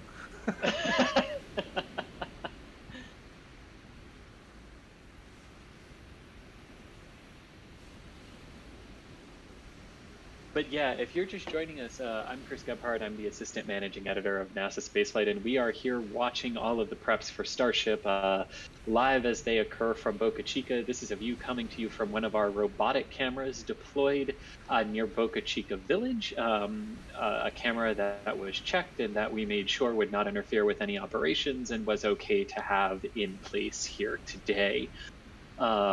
But we are standing by for watching these final preps. If you do have any questions, go ahead and tag us at NASA Spaceflight in chat, and we'll get your question loaded up into our queue here. But what we currently understand, based on a flight plan that was filed with the Federal Aviation Administration, the FAA, here in the United States about an hour or so ago, is that NASA will be sending a W-57 high-altitude surveillance aircraft down to Boca to monitor as far back towards the fuel tanks as possible, you know? But I do think they're taking that into account as well, wouldn't they? They've done simulations on how a crew would cope with such a maneuver. So I do imagine they've worked that one out. It's a good question because it looks very dramatic on the simulations. The simulation's been unofficial, but Elon then replying that looks accurate. So we can go on that basis that it's a near mirror of what we can expect to see during this landing maneuver. And we've got James who asks, what do you feel is the most problematic portion of the flight? I think we've just been talking about it. I think that landing flip will be the most problematic part of it because they've not done it before and it needs to be refined. If they pull it off first time round, that would be surprising to say the least. So that's why we've all been talking about calibrating expectations towards the potential of losing the Starship, but at the same time being optimistic about the fact that if it does fly, they will be guaranteed getting some data off it, which they can then feed into the further Starships down the line. So it all makes sense. It's a test program. That's what happens. I would say that is the answer to the question, the flip at the bottom. Quick note here, Doss, you've got some family on site. Your cousin-in-law Kelly says, hey. Oh, geez. What's up, family? How y'all doing over there? I figured they were rolling. He works in the area, so I figured they'd be working out. Tell them what's up for me. Oh, they're watching the stream and standing next to me, so they'll hear it. Nice. Wait, they're there. They don't need to watch the stream. Tell them to turn off their phones. I need that bandwidth for the cameras. Yeah. Yeah. Jeez, come on. And message for you in Control Center. I don't know if you saw it. Yep, I'm on it. Cool. Well, on it, I mean I'm on switching back over.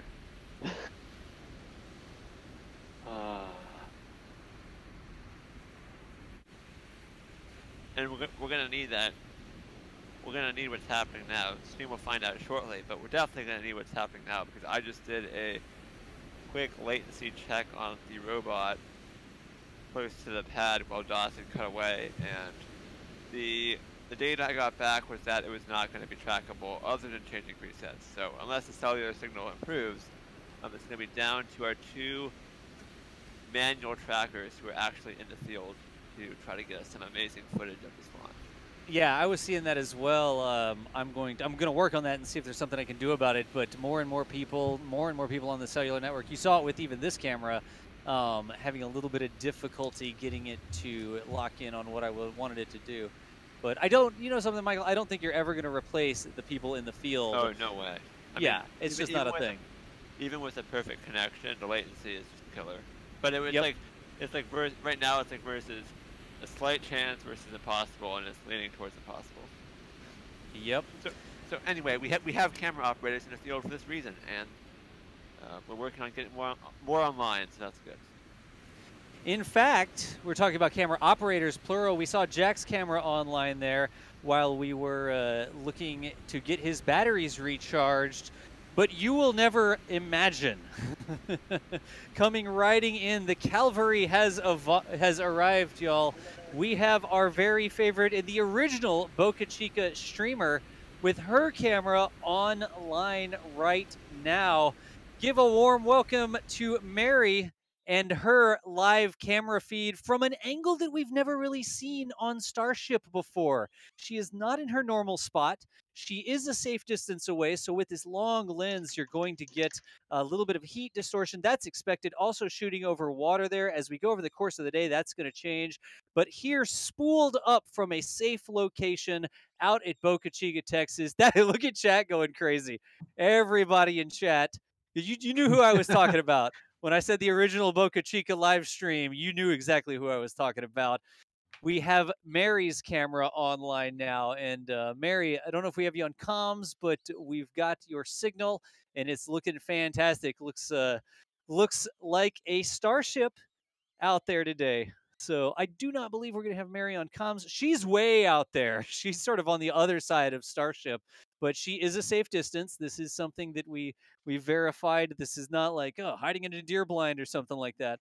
And now we've spooled up. We're going to stay on this live stream, this live feed for a little while because I have been all day waiting to see what her view is going to look like. So excited that we have this view online, thanks to Mary. It's an awesome spot. And yeah, it's a very different angle than what we're used to seeing from her and in general. And it's a very different angle from where I'm at. And crucially, it's much closer. So one, we have excellent views of Starship despite the heat haze. That's just, physics and nature. Can't deal with that. But As soon as Starship gets like 1 or 2 body lengths high, it should be out of that haze and the view will improve dramatically. But even right now, look at that. What an amazing view. I mean, it's going to be awesome when this thing finally lights. All the different angles that we're bringing to you, thanks to everybody's support, and especially thanks to Mary for getting out there and bringing us this new angle. What an angle. Yeah, that's fantastic. This is something we hinted at earlier. You know, we have robots out there, whatever. The robots don't sleep, they stay up all night, but their cameras are not as nice as the camera that Mary's fielding out here. And we have been waiting to get this feed online so that we could see this new angle. Never really had a camera over on this side before. So, y'all, I know y'all have just gone off saying, welcome, Mary. Thank you, Mary. I'm not kidding when I say the original Boca Chica live streams. The reason we're able to bring you these live streams and sort of the first and foremost way that we got started with this was Mary out there at Boca Chica putting up with me, asking her, oh, could you plug this in? And then here's a modem and reboot it. And here's a stack of SIM cards and all the different things that are required for the care and feeding of these broadcast kits. But again, one more time, massive thanks to Boca Chica gal, Mary, who has spooled up her feed over here from a new angle we've never seen before. If you want to follow Mary on Twitter, you need to, because every single day, it doesn't matter if it's a big event, it doesn't matter if it's just not much going on, but gosh, look at that sunrise. Mary is constantly tweeting out fantastic pictures. Of course, we get those daily videos as well. You want to see them flip over a stainless steel ring as they construct the Starship. She gets that on video, sends it back in. Our team of editors edit it up. We put some little labels on it so you know what's going on. And just about every day, I think every day, we put up one of those daily videos. That's why they're called the daily video, because they're daily. Anyways. Yep. More often than not, I will say, we have a daily video, and that is all 100% thanks to Mary. In those days where we have 2 or 3 daily videos, or like a daily video and a test recap or what have you, as was the case yesterday. So her output is prolific and outstanding, and it requires a team of editors to handle the footage that she puts out. It's absolutely outstanding. Yeah, Jack, you said it right. It requires a team of editors. Mary is out there every single day, 8, 10, 12 hours a day. I hope I'm not shortchanging it, because sometimes it feels longer. And every single day, there's hours of editing that have to happen to make those daily videos. So Mary gets the source footage all day long, and it goes in. We have a system for this. It goes in, it gets uploaded, it gets divvied up. The right editor gets it. We call the day. This person's going to do it this day. This person's going to do it that day. And hours later, we have those daily videos coming out to y'all, so you can see. Literally, I mean, it's hard for them to put a piece of paper on a piece of stainless steel and Mary not get a picture of it out there. So for sure. There's a few things that. Sorry, go on, Michael. You talk. Yeah, go ahead. Do an update. We can see that lift right now going up pretty high. I imagine it's going to be unhooking that final forward flap, which is a good sign. We did see a lift drive down the road, so that might have been the holdup. They may have needed a spare lift, but it looks like the unfurling or unraveling of that final flap, whatever you want to call it, is about to take place. Excellent. Chris B, what were you saying? Yeah, I was going to be quite mundane by just joining in with the Mary praise. I want to put into context the amount of content that comes in. We're talking about 20 plus clips a day, over 10 gigabytes a day of content. And I also love the fact that the edit, the raw footage, sometimes there's a lot of the SpaceX is saying, hi, Mary. And I think that's just the great synergy of it, because a lot of people might, think, all this content, you're filming people working and what have you, but actually they do love us. It's a perfect scenario where it's documenting what is history and done in the right way and also professionally, and the views are fantastic. It's the full smash of everything you want. So yeah, the 150 a minute, thanks Mary, hi Mary, we got in chat just then was very much deserved. Absolutely. I mean, absolutely, Chris. We would not We would never really gotten started with all of this unless we had Mary out there with us. So, like I said, y'all, we're making a huge deal of it because it is a huge deal. The robots will get us so far, but we will never replace the people in the field. You just can't compete. It's like like a John Henry man versus machine, like the steam drill versus the guy with the you're I guess the moral of that story didn't really work out that way. Yeah, but anyways. Steam camera versus person. Steam camera, nice. I'm going to go through a few more super chats if that's okay, because I want to keep this menu list to a minimum for as much as I can. We've got Matthew Salisbury who says £20. Thank you very much. And you ask, how much do you reckon SN8 costs? That's a really impossible question to answer because it's a private effort right now with SpaceX, and you've got to take into account the amount of production facilities they've paid to build there and all the tank farm, what have you. And then you got to try and roughly work out how much each starship costs. And I think when you've got a range of starships up to SN16 now in production, you have to probably divide it by a certain factor. We just know it's a lot cheaper than SLS by a factor of about 100. I mean, SLS is in the billions. This is not in the billions. The whole facility and the whole production and the whole workforce and everything that's got into this project might be into the billion range. I don't know, I'm guessing. But that's for everything, for all the rockets they've had and all the facilities they've built. SLS is using a lot of facilities that were already built, like Michoud, like Stennis, like Kennedy Space Center. So it's not even in the same ballpark as SLS. And it will be more capable. SLS is a more powerful rocket by nature, but it's not got the refilling we were talking about earlier. It's not got that capability of orbital refueling where you then get that extra ability you get from that, which SLS can't do. And it's reusable. That's the big deal. It's reusable. Yeah, and you know, when we talk about those payload projections, right, for SLS being able to carry 100 metric tons to any point throughout the solar system, that's only possible through that orbital refueling, right? So like that, when we talk about how much more capable Starship is over SLS, even though SLS is more powerful in that initial regard, it all comes down to the refueling capability of Starship. Ultimately, when you talk about beyond low Earth orbit operations for really heavy payloads. So the short answer to that question is we don't know how much it does cost SN8, but yes, when you put into context, the context is it's very much economically viable from the perspective of what SpaceX is aiming for here. And Derek, he says, I hope my son Drayden goes to ride to Mars one day. Go Starship. I think that's a shout out to his son, and we'll put it on screen as well. So I'm happy to put that on screen. We've got Patrick who's watching from Santa Barbara, California. Wish SpaceX would move Starship to Vandenberg. I think Jack will echo that wish. The chance of a Starship launch site at Vandenberg Air Force Station. That would be something, wouldn't it? I wouldn't know where to stick it though. They'd probably be able to expand their current facility. They should buy Slick 6 from ULA once Delta Heavy is done. That'll never happen. It'll never happen in a million years. But hey, like I like to say, a guy can dream. Yeah. We got Kenny Alexander. Any thoughts on Sierra Nevada's Dream Chaser? Love the coverage so far. Keep up the great work. Thank you very much. Yeah, Dream Chaser is currently waiting for Demo 1, which is going to launch on the second Vulcan launch with ULA's new rocket. That is still on track, just about. I know we've had some worries about the schedule, but that was mainly concerning Vulcan and the BE4 engine. We were concerned the BE4 engine from Blue Origin wasn't on a very good development path and was struggling to be able to cater for Vulcan's initial test flight, and which is a Peregrine launcher to the moon, by the way. And the second flight of Vulcan is the Dream Chaser, the first launch, the cargo Dream Chaser.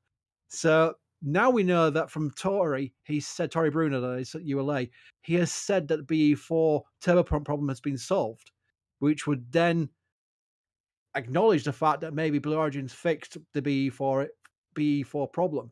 We don't know for a fact because Blue Origin doesn't talk. They never really have.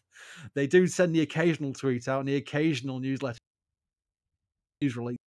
Hopefully they'll start talking more professionally to the media in the coming months as they get closer to the New Glenn launch.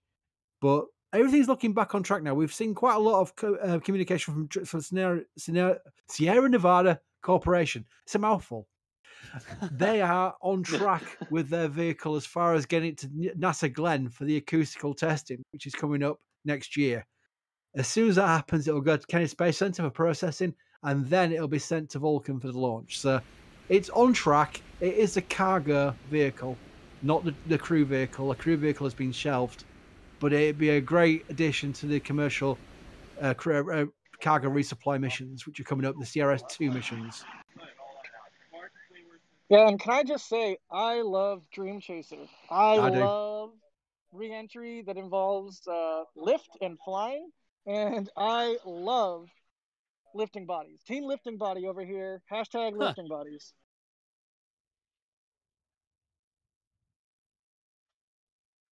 Got a question just on screen there, asking about what the guys are working on right now. We mentioned it earlier. They worked on the flight termination system earlier. That's when the man lift was further down the vehicle. Now they're working on the aero surfaces and unhooking them. And that is a good sign.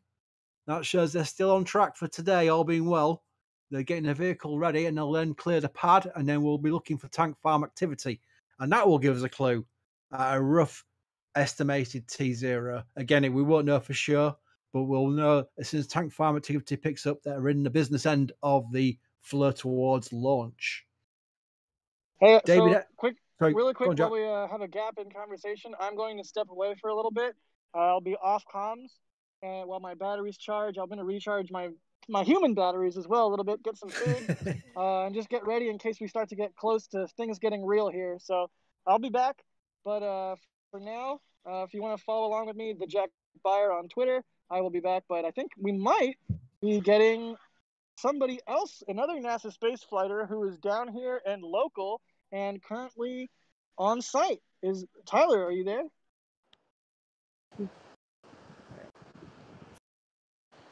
Hello?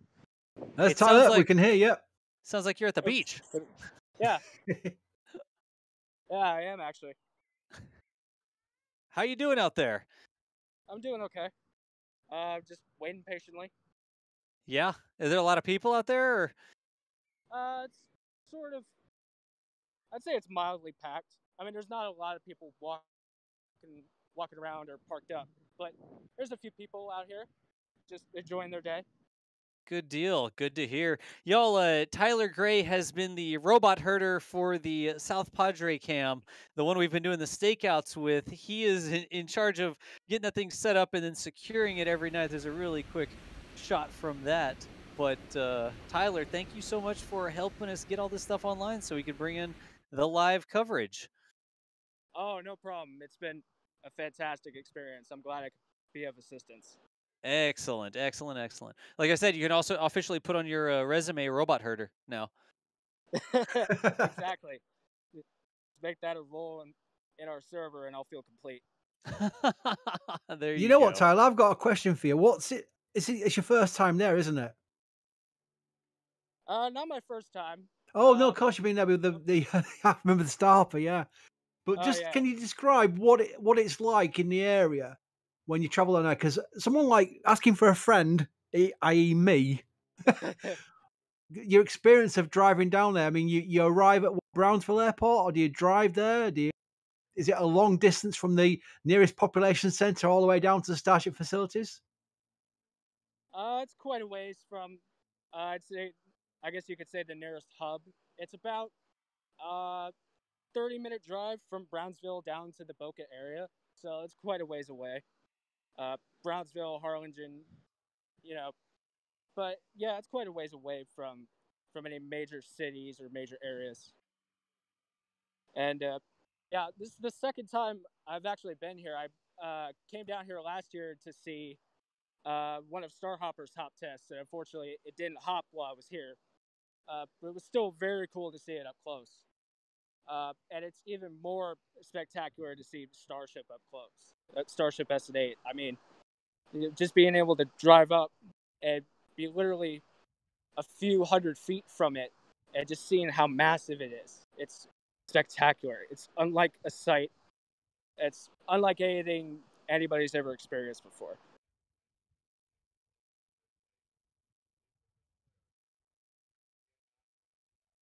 And Future Martian has just put $10 in saying Tyler fan club. So you've got your own fan club as well now, Tyler. Hey, yeah. We're all getting fan clubs out of this. Exactly. Yeah. And Tom Staples, thank you very much for your $20. He only writes Mary for president. There we go, Dave. Mary wants a political career, but she's got a vote already. There you go. Yeah.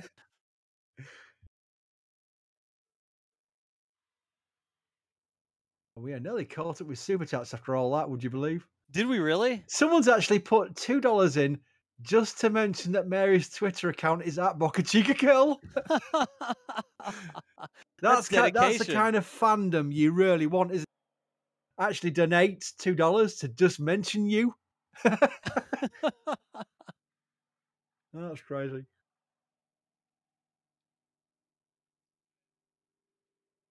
Marco makes a good point with his €25. I really appreciate this one because it is quite important.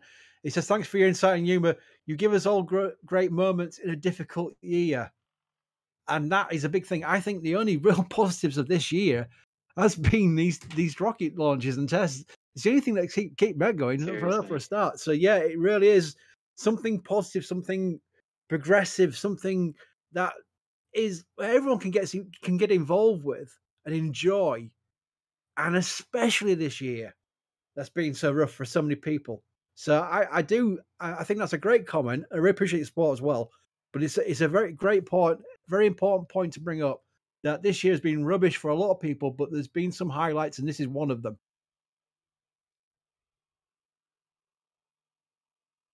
Very much so, Chris. I couldn't have said it better. I mean, I know how much all of this has just meant to me, to like the bright spots that all of the missions that we've had this year. And I mean, it's incredible to look at all the flocks of birds going across the stream.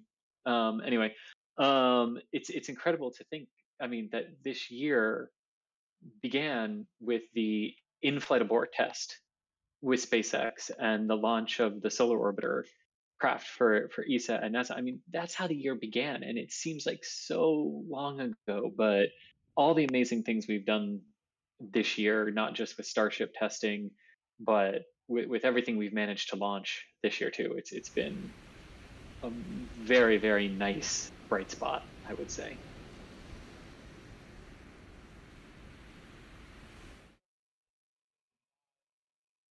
There's lots of people are just supporting without asking a question, just saying, like Robert Gage here with $20.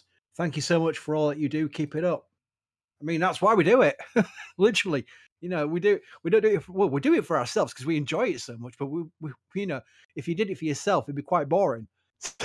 We do it for a large amount of people, and when the people appreciate what you do, then it makes it worthwhile. That's my point.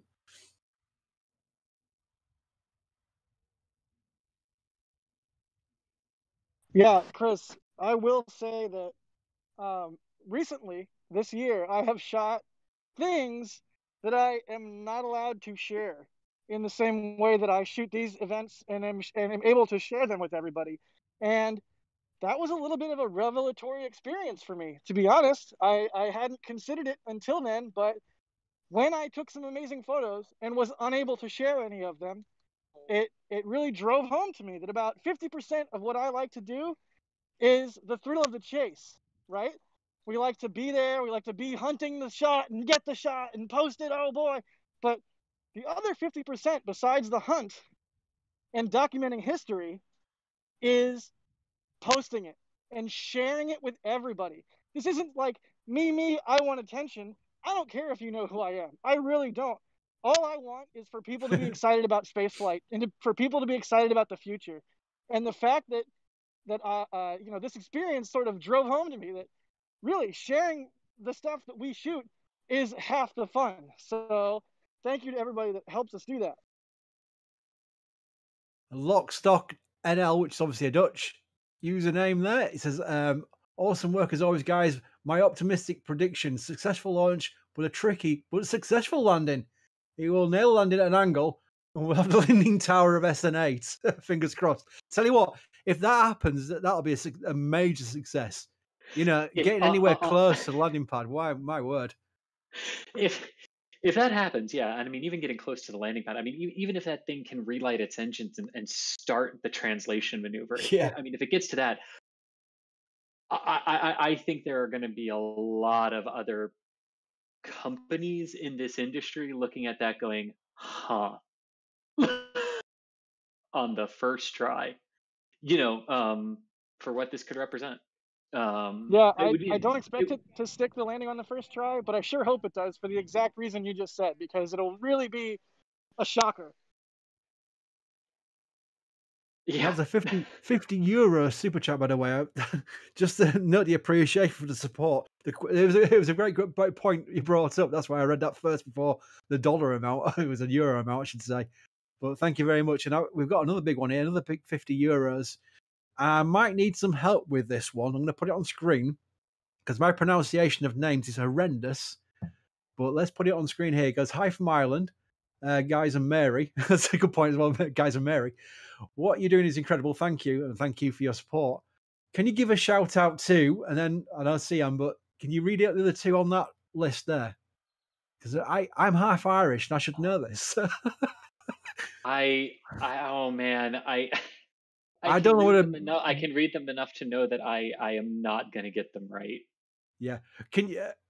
I wouldn't want to butcher their names on there. That's the only thing I would otherwise guess it. But put it on screen so you can definitely read it for a start. And I'm sure there's plenty of Irish in the chat who could probably prophetically spell it out for us to read it out.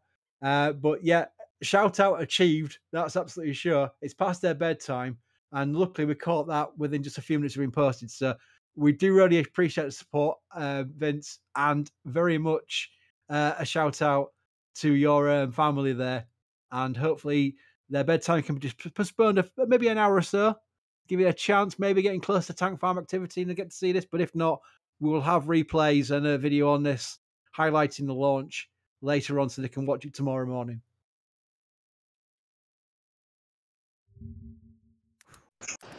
Oh, do y'all mind if I give a quick weather update while I'm down here?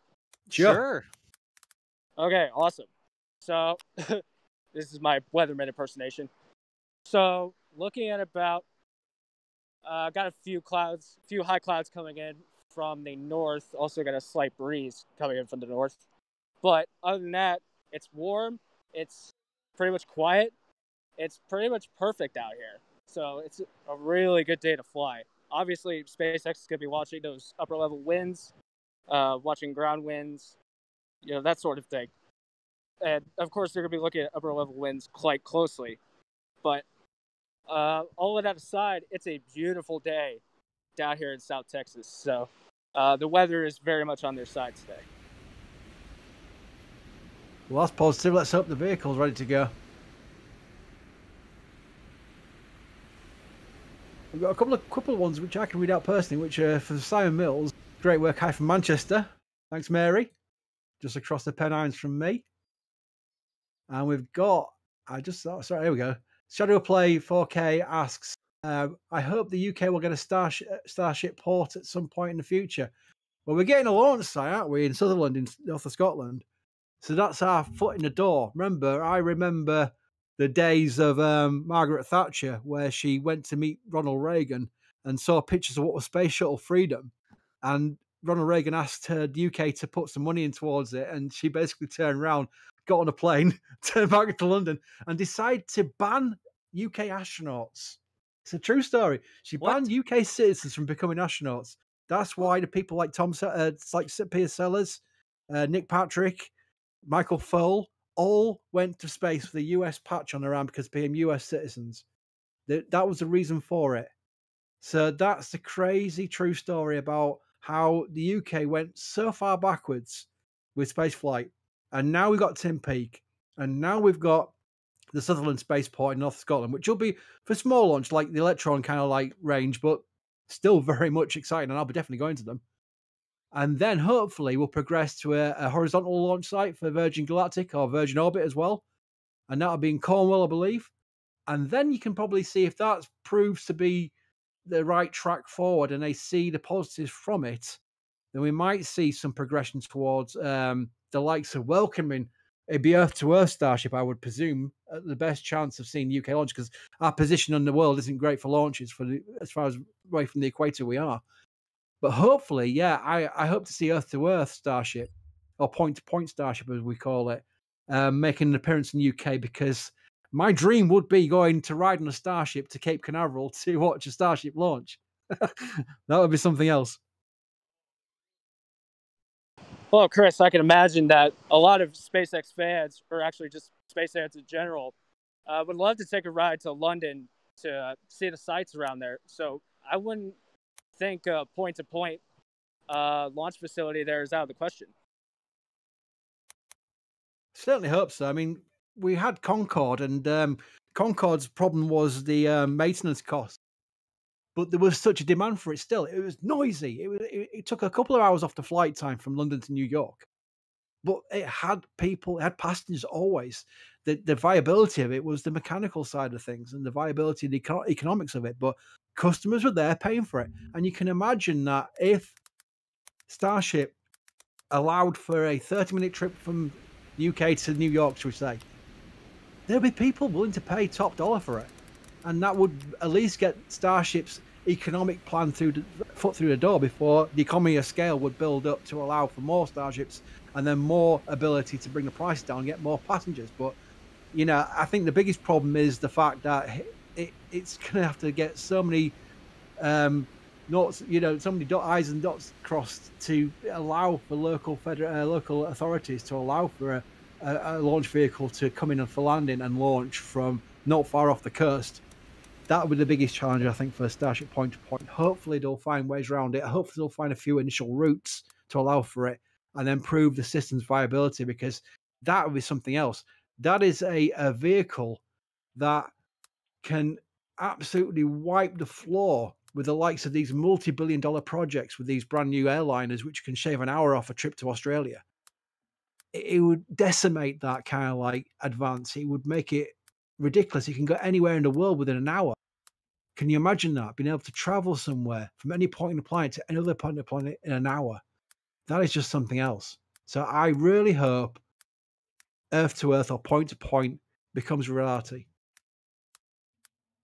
Yeah, for sure. And that was an interesting factoid there about the British astronauts about the British citizens being banned from becoming astronauts. That was something I did not know. Yeah, Margaret Thatcher in the 80s. Yeah. And if you Google Margaret Thatcher, Ronald Reagan, space station, you'll see a picture of Ronald Reagan showing her a model of Space Station Freedom, as the ISS was originally called. And you can see the look on her face. It's like, I don't want anything to do with this. I've never seen someone look so horrified at a model before. Yes, exactly.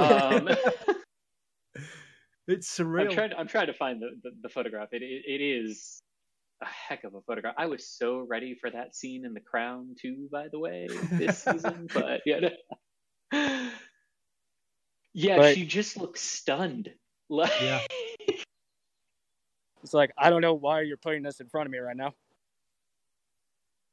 Well, I mean, the thing is, unless you understand the reasons for getting involved with something like this, you're not going to want to get involved with the ISS because of the amount of cost involved. But she wasn't looking at the bigger picture, which was obviously what ESA's done successfully. And look where ESA's a great agency. I really do think it's a great agency. It doesn't have the same spending power as NASA, but it gets a lot done with what it gets. And you can think of all the deep space missions with Philae and Rosetta. Brilliant missions that cost not a great amount of money, but achieve a huge amount of return. So, we've got the UK Space Agency now, and they are very lowly funded, but they're doing quite a lot. They're doing the best they can, and I think they will find their feet quite well when Sutherland comes online, hopefully within the next few years.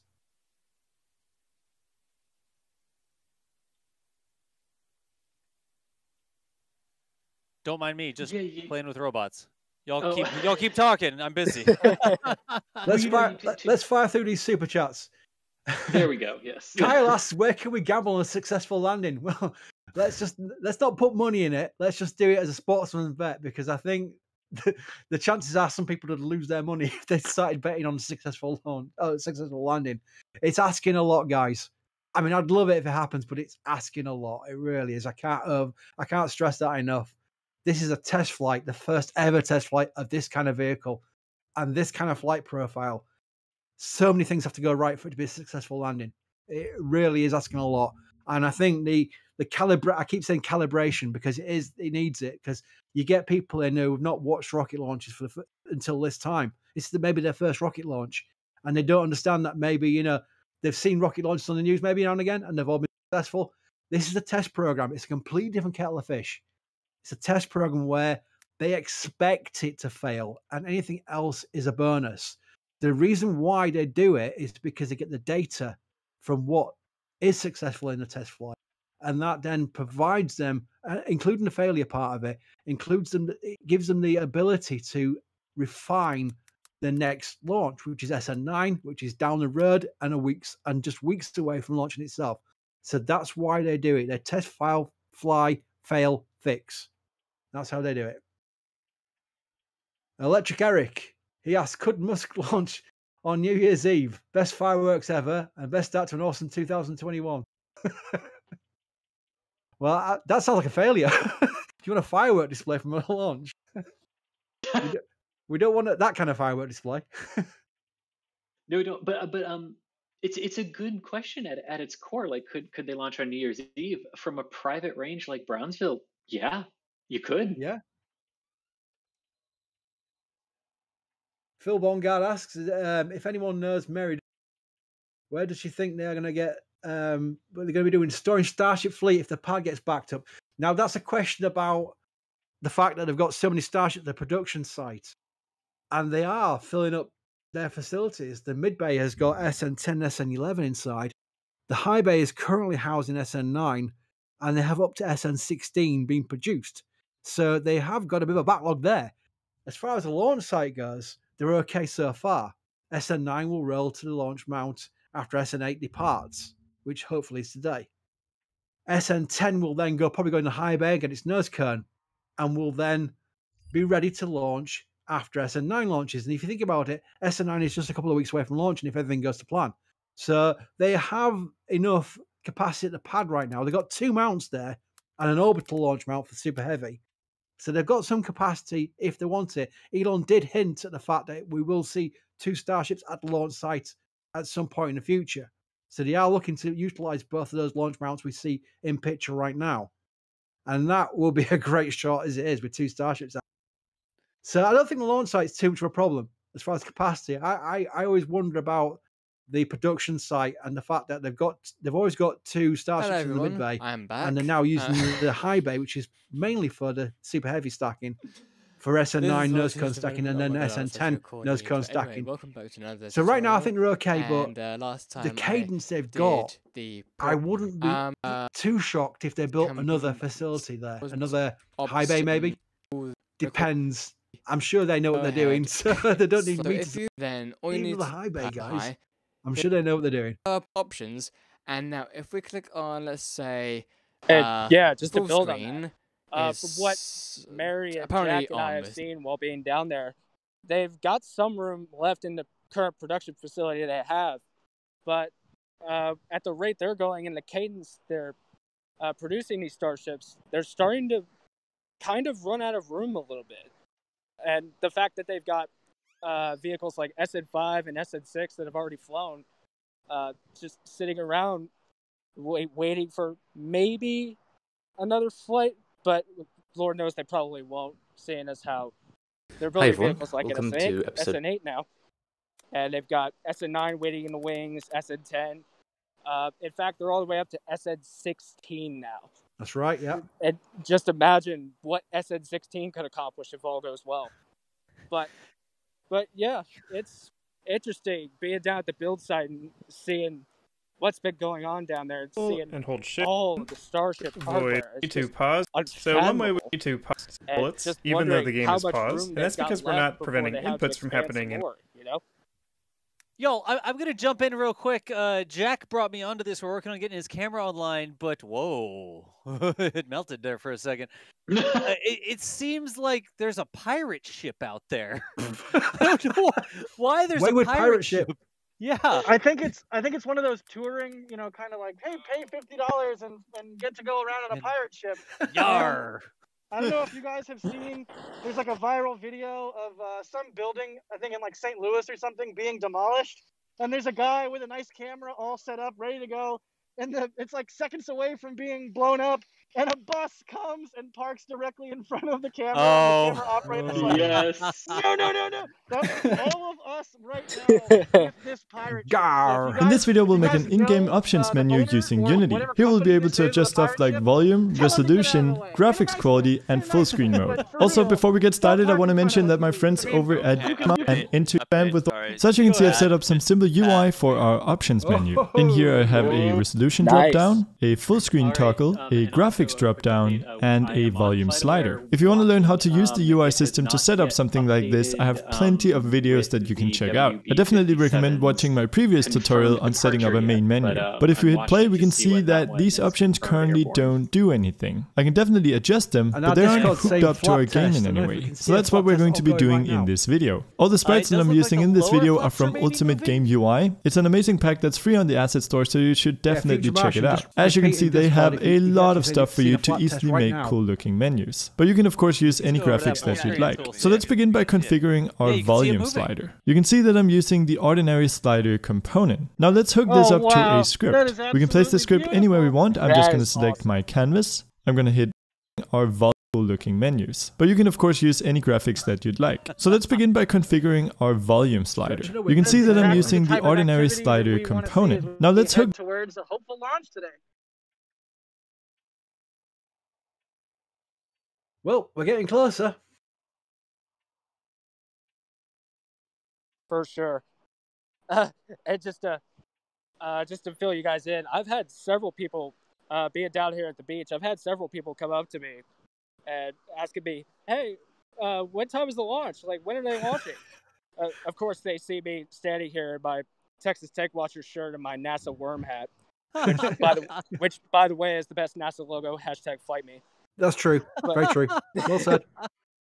But yes, they have come up to me and were asking, oh, what time is the launch? And I've been, well, you know, they could launch in a couple hours from now, maybe, possibly, big question mark.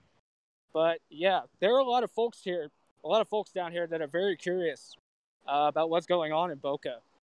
And obviously some of them are locals, a lot of them are out-of-towners, kind of like myself. But there are a lot of folks down here, a lot of folks who wouldn't normally be interested in this type of thing that are actually asking questions about this sort of test flight and what's to come in the future. Because this is right in their own backyard, essentially. I mean, I'm standing about 6 miles away. And yeah, it's pretty much right in their own backyard in terms of the location and the area. So, but there's a lot of folks down here that are curious about what's been going on.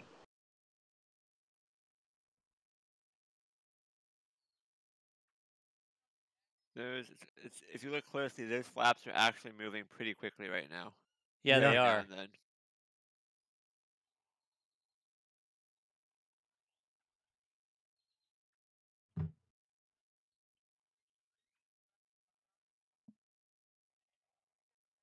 Going to screen record part of this and then put a tweet out. I don't want to be talking while I screen record. I don't want to record myself talking. No one's hearing me.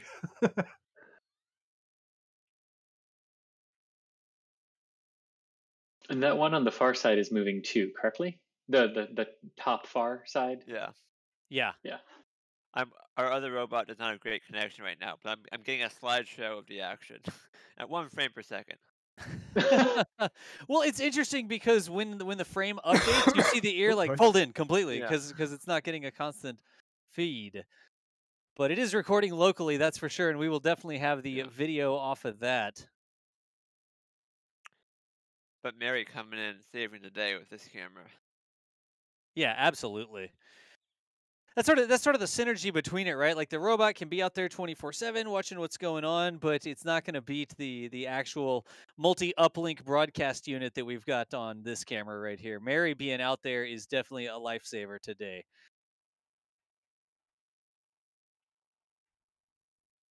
A bit off topic here, but I can see that pirate ship that you guys were talking about sailing out of the jetty right now. Gar. It's just sailing out of the jetty? Yeah, sailing this out up right to now. a script. We can place the script anywhere we want. I'm just going to select my canvas. I'm going to hit Add Component, and let's call it the Settings menu. Let's select C# and hit Create an Add. And then double-click it to open it up in Visual Studio. And the first thing that I want to do is delete our two methods, and instead create our own one. We'll make sure to mark it as public so that we can save because we want so that value of let's display the volume variable. If we now save this, go into Unity, select our volume slider, and scroll down to where it says On Value Changed. This is an event that will trigger whenever our slider changes. We can then add an action to this event by hitting the plus sign. Let's then drag in the object that our script is sitting on. That's in our case the canvas. We now view all the components on this canvas. I'm going to go on our settings menu script, and you can see that our function setVolume now appears here. It also says that it takes in a float. But instead of selecting it from the list down here, let's go to the top where it says dynamic float. And here it also appears. The reason why our function gets put to the top is that Unity recognizes that our function takes in a float value. And so Unity will automatically input the value of our slider into that float. So let's select the method at the top here. And my slider is set to go between -80 and 0. I'll show you why in just a second, but we should now see that if we hit play and are start to drag on this slider, a bunch of messages will appear in our console. And that as I decrease the slider, the value that they show gets reduced. So if I drag it all the way to the bottom, we can see it says -80. And if I for the pirate ship, and I do hope, I'm going to say this out loud, I do hope that we don't run into a situation like we did with the return of DM2, where the private boats just were not following. Common sense, I guess, would be the right way to say it. It's just a couple boats out there, and they do look like they're hovering right there. Thanks for tuning in and covering the all-new Unity GUI system introduced with Unity 4.6. So, Unity question, ask a question. And I've created the back and then created a slider. And I've basically just let the slider be as is. I've just scaled it a bit and changed the color of some of the elements just to make it fit. But other than that, it's completely from fresh. I mean, nothing has changed here. So what we're going to do is on my cube, I've created a script called rotate cube, and it has a public variable called speed, which is currently set to 30. So when we press play right now, you can see that this cube rotates around the y-axis. And if we go ahead and double-click on the rotate cube script here to inspect it, I can show you just how simple this functionality actually is. So I've created a public float called speed, and I've just defaulted it to 10. I've set it to 30 in the inspector. Then inside of the update function, I simply see Elon mentioned the word crater. That's something that's slowly. Asking about simply going between 0 and 1. If it's going to crater, we hope it's more of a splash rather than a crater. Because if it goes wrong, we'll hope it'll go out to sea. Jack, could you point your camera up and then tighten the tripod, which displays a handle at the location of the chosen value. I think you had it on Starship, and I just saw it background and handle elements are optional. Looking down Interactable determines whether or not this particular slider will accept input. It did. To prevent interaction with the slider, set interactable to false. When interactable is set to false, I was trying to tweak the settings on my stills camera, which is linked by a very large and thick steel plate to my video camera. So both cameras are linked together, and I was kind of like trying to get glare off the screen, and I glance over and make sure you're not on me so that I can do stuff like that, but I guess this time I was not vigilant enough. My bad. No, Jack, you got to know who you're dealing with, because I glanced over at my video wall that has all the incoming feeds, and I saw it slowly looking down at the sand, and I had to put it on the screen. You remember how we roll around here. Again, y'all, these are our two crude remotes. This is Mary's remote on the right-hand side. She is crewing that camera. She's a couple miles away in a safe area away from Starship. And then Jack on the left-hand side is on South Padre Island. That's one of the public viewing areas, the Isla Blanca Park right there. So both of these are our crewed remotes. You got to feed them, you got to get them snacks and stuff like that, but they tend to be a little bit more reliable than the robots. When the cell network goes down, they just go over to the Mark 1 wetware, and their brains and eyeballs do the tracking for us. So Mary and Jack, thank y'all so much for bringing those cameras out. I don't want anyone to ever think on the stream that, oh yeah, we'll just replace everything with robots, because I'll tell you right now, that is not a possibility. We will never replace having Jack and Mary out in the field running cameras like this. Thank y'all so much for rolling out and making this happen for us. Yeah, no problem. It's an honor and a privilege. And like you said, the robots, I mean, I do joke, I welcome our robot overlords, but no, really, I do welcome them, because they take a little bit of the pressure off of, you know, Mary and myself, in terms of getting that master shot like we talked about earlier. Like, those cameras will get something no matter what, and then they give you something to cut to while we are tracking the rocket in case there's a little bit of jitter here or a little bit of shake there or what have you. So that's the glory of having the multiple angles that we have, is that we are able to sort of cover it from all angles, and it's really special. And just to underscore, when you guys do super chats, when you get on the membership program, that directly impacts what we're able to do. And the only reason we're able to bring you 4 angles today is because of everybody's support. And that's not necessarily monetarily. That's also just hitting the like button, hitting subscribe, telling your friends about us, telling your friends and family, hey, did you know SpaceX is building a Mars rocket? Because maybe not everybody knows that. And it's a really, really cool thing. So thank you everybody for the support and enabling what we do. Yeah. And speaking of which, I'll go ahead. Quickly. Go on, I've got to keep up with this. Go. Briggs from Preston, just across the Pennines again. Thank you very much for your support. We've got a big one here I want to read out. That's why I wanted to do a break. We've got Nick Drugo, who's a member on our Discord, a regular as well. He's done a $100 super chat. So close to 100,000 viewers. You all deserve it. So much for your hard work. Also, shout out to Discord, which I just mentioned because he's on there. Thank you very much, Nick. You didn't have to do that because you're already a member, you're already a supporter, but that's really appreciated. And on that subject, we're at 94,000 viewers, and we've gone from 167,000 subscribers to 175,000. What? Yeah, 175,000 subscribers. We've gained 8,000 subscribers today. Oh my gosh. That is awesome. That is just crazy. Fantastic. Wow. That's a lot of subscribers. And Whiskey Charlie Lima with $100. So this is getting a bit surreal now. I think I might break like Jack breaks. Also, just want to point out real quick that NSF is actually more popular than Blue Origin in terms of YouTube subscribers. So take that. Well, to be fair, I don't Jeff. do much. Take that, Jeff. Wait, we have more subs than Blue Origin? Is that what you're saying? Yeah, we do. Actually, they have around 163K last I checked. So we're actually ahead of them by a good margin. Just wait until they fly New Shepard again, and we get a live stream going from out there in Van Horn, Texas, and we do a live stream and they don't, and we have more subs. They might ask us to do it If I drag it all the way to the top, it says 0. In this video, we'll set volume. We'll then tag in a in Visual Studio, a menu. I'm just very slide a lot of stuff for you to easily make cool looking menus. But you can of course use any graphics that you'd like. So let's begin by configuring our volume slider. You can see that I'm using the ordinary slider component. Now let's hook this up to a script. We can place the script anywhere we want. I'm just going to select my canvas. I'm going to hit Add Component, and let's call it the Settings menu. And that is from Houston, correct? Or is that from Bro? That is from Houston, yes. Copy. And do we know what kind of transit time to expect from Houston to Boca? About an hour from what people were saying based on the flight path speed that was filed. So 4:30-ish or so. 4:30-ish, yeah. Yeah. Wow. Okay. So that's we're approaching the close of the window there, just based on the WB57 timeline. But still optimistic. I mean, again, we've said it already during this stream. I'll say it again.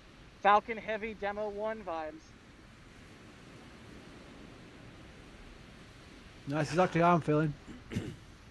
I think when it starts, let's select C# and hit create an app. And then double click it to open it up in Visual Studio. And the first thing that I want to do is delete it, set it the volume.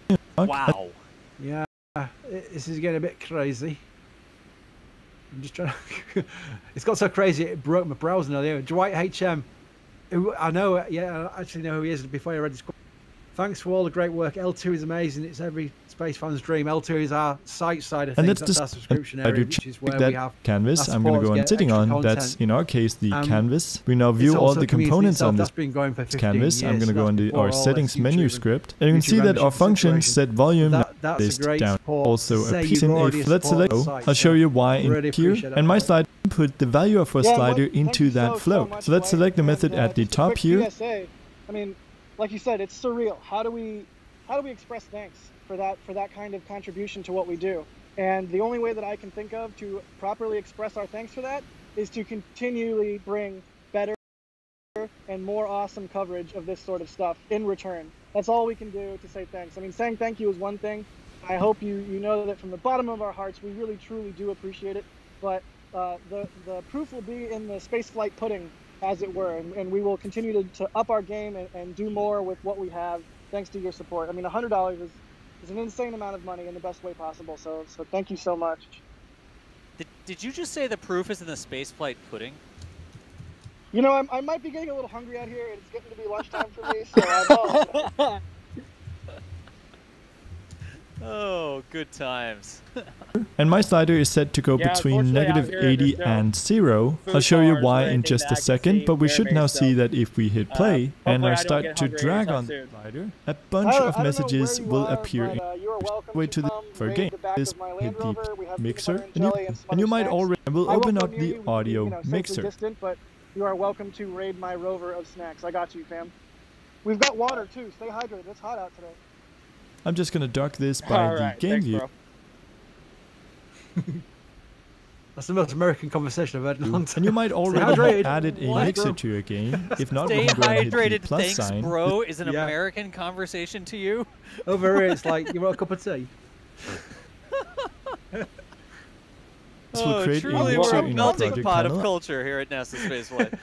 I'm just gonna rename this to main mixer, and here we can create. Whoa, infinite puffin, $105 super chat. Thank you for what you do. You know, I've been on different channels for the different layers of audio in our game. We could have one for music, one for gameplay sounds, and so on. But we just want to adjust the volume of our master slider. We can do that by simply dragging on it in here. But how do we control this through script? Well, whenever we're working with the audio mixer, you have the possibility of exposing parameters. So I feel a bit guilty about going make values editable through scripts. In our case, we want to expose our volume parameters. So I'm going to select the master group here, go to the right where it says volume. I'm going to right click here and hit expose volume of master. Where it says volume, I'm going to right click. Preferred launch day snacks for long stakeouts like this. Well, the temperature's what, in the 70s? Yep. Oh, that's ice cream then. And hit expose volume of master to script. Now at the top where it says exposed parameters, if we click here, we should see a new parameter. This is a parameter for the volume, and currently it's just called my exposed parameter. Let's right click on this, hit rename, and let's just call it something like volume. Iced tea. Heresy. You'll never guess what I'm drinking right now. No, and the reason why I chose my slider to go from 0 to -80 is that this is what our master does. It starts off at 0, and we then decrease it all the way down to -80. So if we now open up our script, instead of just showing our volume in the console, let's change our volume on the mixer. To do that, we need a reference to our audio mixer, so we'll create a public. And to reference an audio mixer, we need to be using the Unity Engine audio system. So at the top here, we'll write using Unity Engine audio, and now we can create a public audio mixer. We'll call it audio mixer, and then inside of our set volume function we'll go audio mixer dot set float, and the float that we want to set is our volume. Make sure you spell this in the exact same way that you did when renaming the parameter. not expecting make sure a siren this time, correct? Because there are no residents in Boca Chica Village, and there was no alert notice. you spell this in the exact same way that you did when renaming the parameter volume. Make sure you spell the value for this parameter. In our case, we just want to set it to volume. In the next hour and a half, if they're going to launch today. So whatever the value of our slider is. If we now save this and go into Unity, we can dock our audio mixer to the right of our game view. We can then select our canvas, and we now have an empty slot for our audio launch today. mixer. This is where we'll drag in our main mixer. And if we 5 p.m. Central Time, you can see it's 2:45 p.m. Central Time right now. So just about 2.5 hours left in today's window.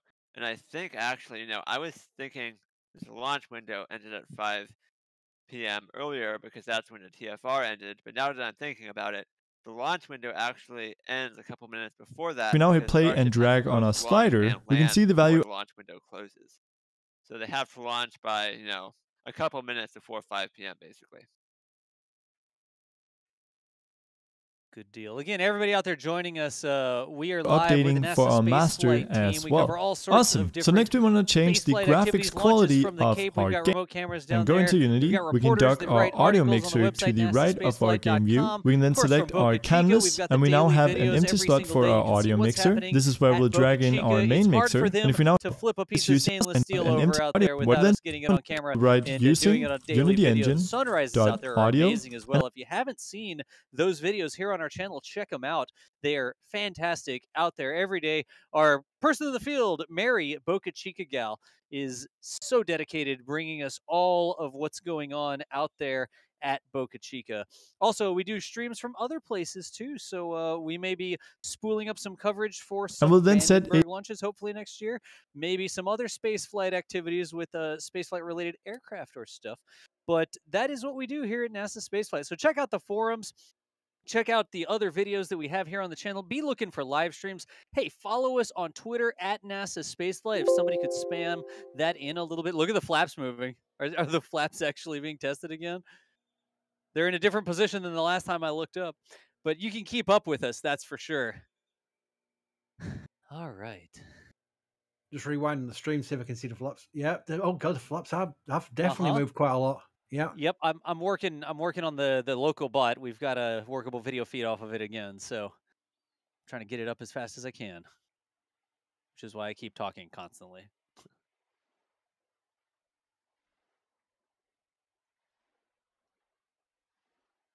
While we're doing that, I'll catch you on super chats. Yeah, cool. Do it. Chris Hayes, hi from Manchester, but the one in the US. Thanks for sharing this. I saw someone in chat from Leeds as well. Just down the road for me. What do you guys think of the lack of launch abort system on Starship? Any views on the Starship Booster timeline? That's from Reese. This super chat, thank you very much. The lack of a launch abort system was something I've seen on Twitter being brought up. It doesn't really work because it's not that kind of vehicle, but it's also where you're adding complexity when you add a launch abort system. You've got to remember that. And the way SpaceX works is they've integrated their launch abort system with the Super Draco thrusters in their Crew Dragon, and that's how they work. Rather than sticking the launch abort system tower on top of the vehicle, which is what the traditional system is, and what will be used on Orion, for example. So that's the way SpaceX work on this, is that if you're looking at this vehicle right now, that is the second stage. So if the booster failed, then we'd be looking at getting that stage you're seeing right there out of the way, rather than the top bit. So that it's a different kind of vehicle, if you can imagine. And as far as Super Heavy goes, they've got the Super Heavy booster prototype, the first one, BN1, they're calling it, being stacked, at least 2 stacks, inside the high bay right now. And the rest of the stacks are outside, waiting to join and be stacked inside the high bay themselves. So they are close to, I would say, early next year to rolling it out to the orbital launch pad and testing that on what will be well, Elon said 150-meter hop. We don't know if it will be still 150-meter hop, but that's what he said on Twitter before. So we'll keep an eye on that. But that'll be exciting as well. So there's lots of exciting things to look forward to. We've got some big super chats again. I almost feel guilty now. Crafty Geek with $50. Can we estimate the audio intensity of a 6 full belly flop landing? Is it easily comparable to a RTLS for Falcon? We're talking about sonic booms and what have you, aren't we? What do you think, guys? For the sonic booms. Yeah, the acoustical return of a starship doing a belly flop. Will it cause a sound wave, a shock wave? Eventually, yes. Although I believe the mathematics that we were working out yesterday and earlier today show that it won't break the sound barrier on the way down.